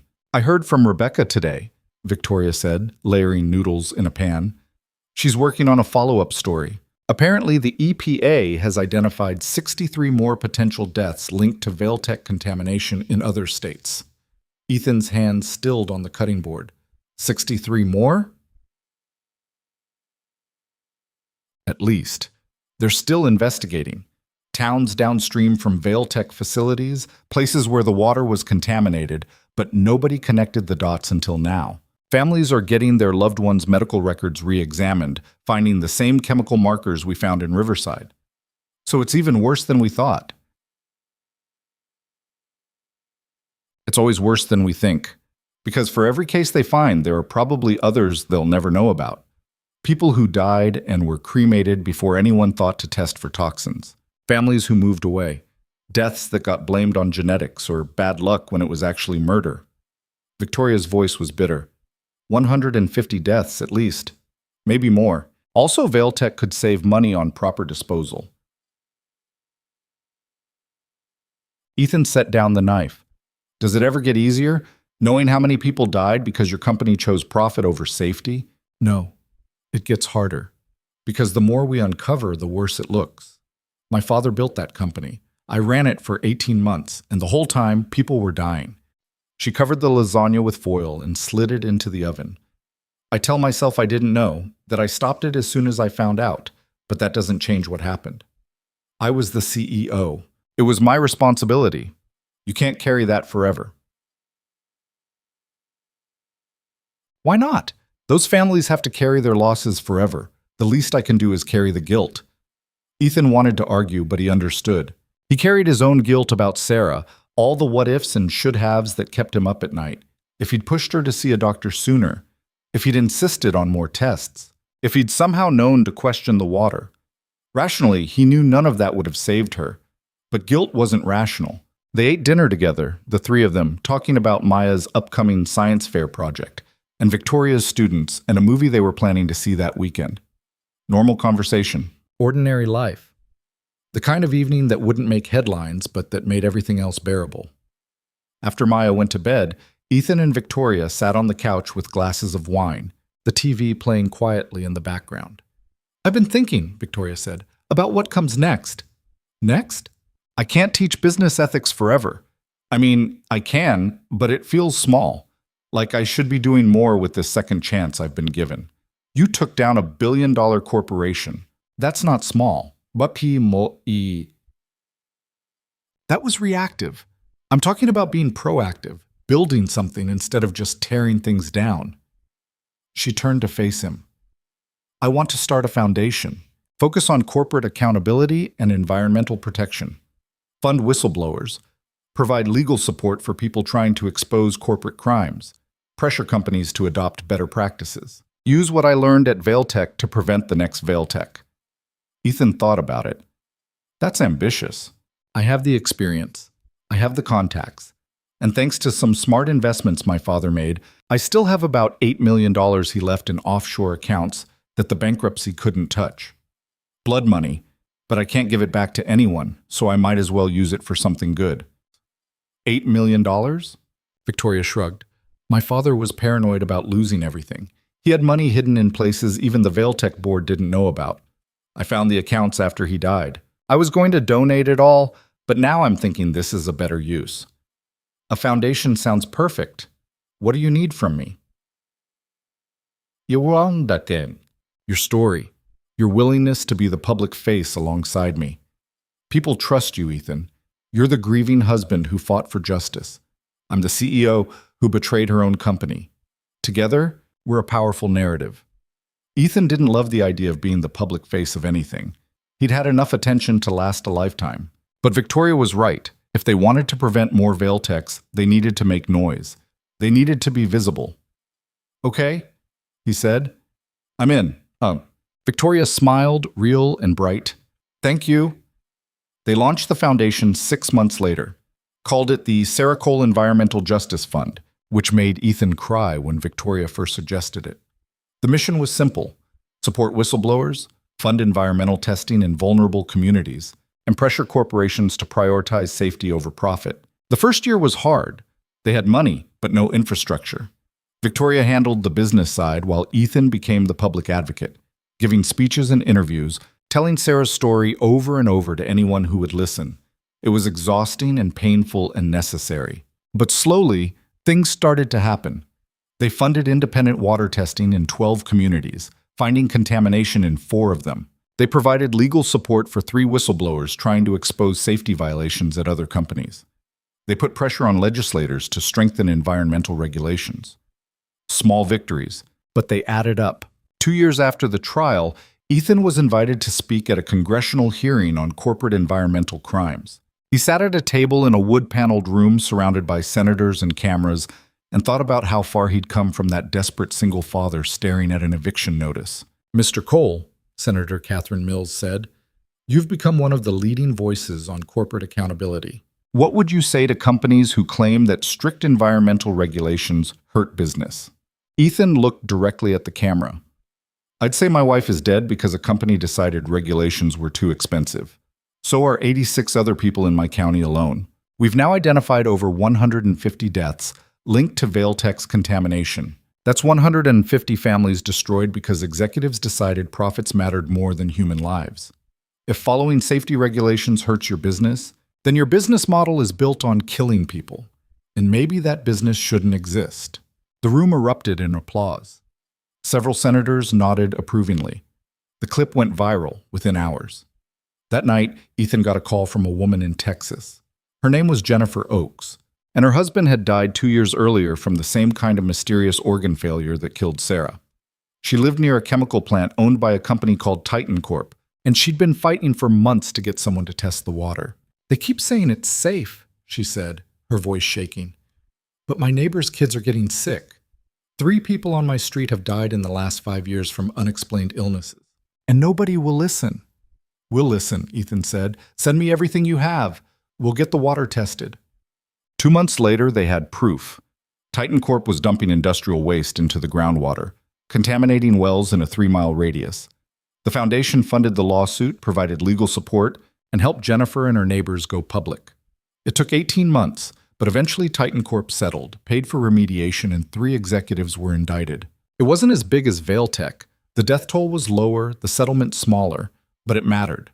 It meant 1 more company faced consequences. 1 more community got justice. That's what the work became. 1 case at a time. 1 community at a time. Chipping away at a system that valued money over lives, trying to build something better from the rubble. On Maya's 10th birthday, they had a party at the apartment.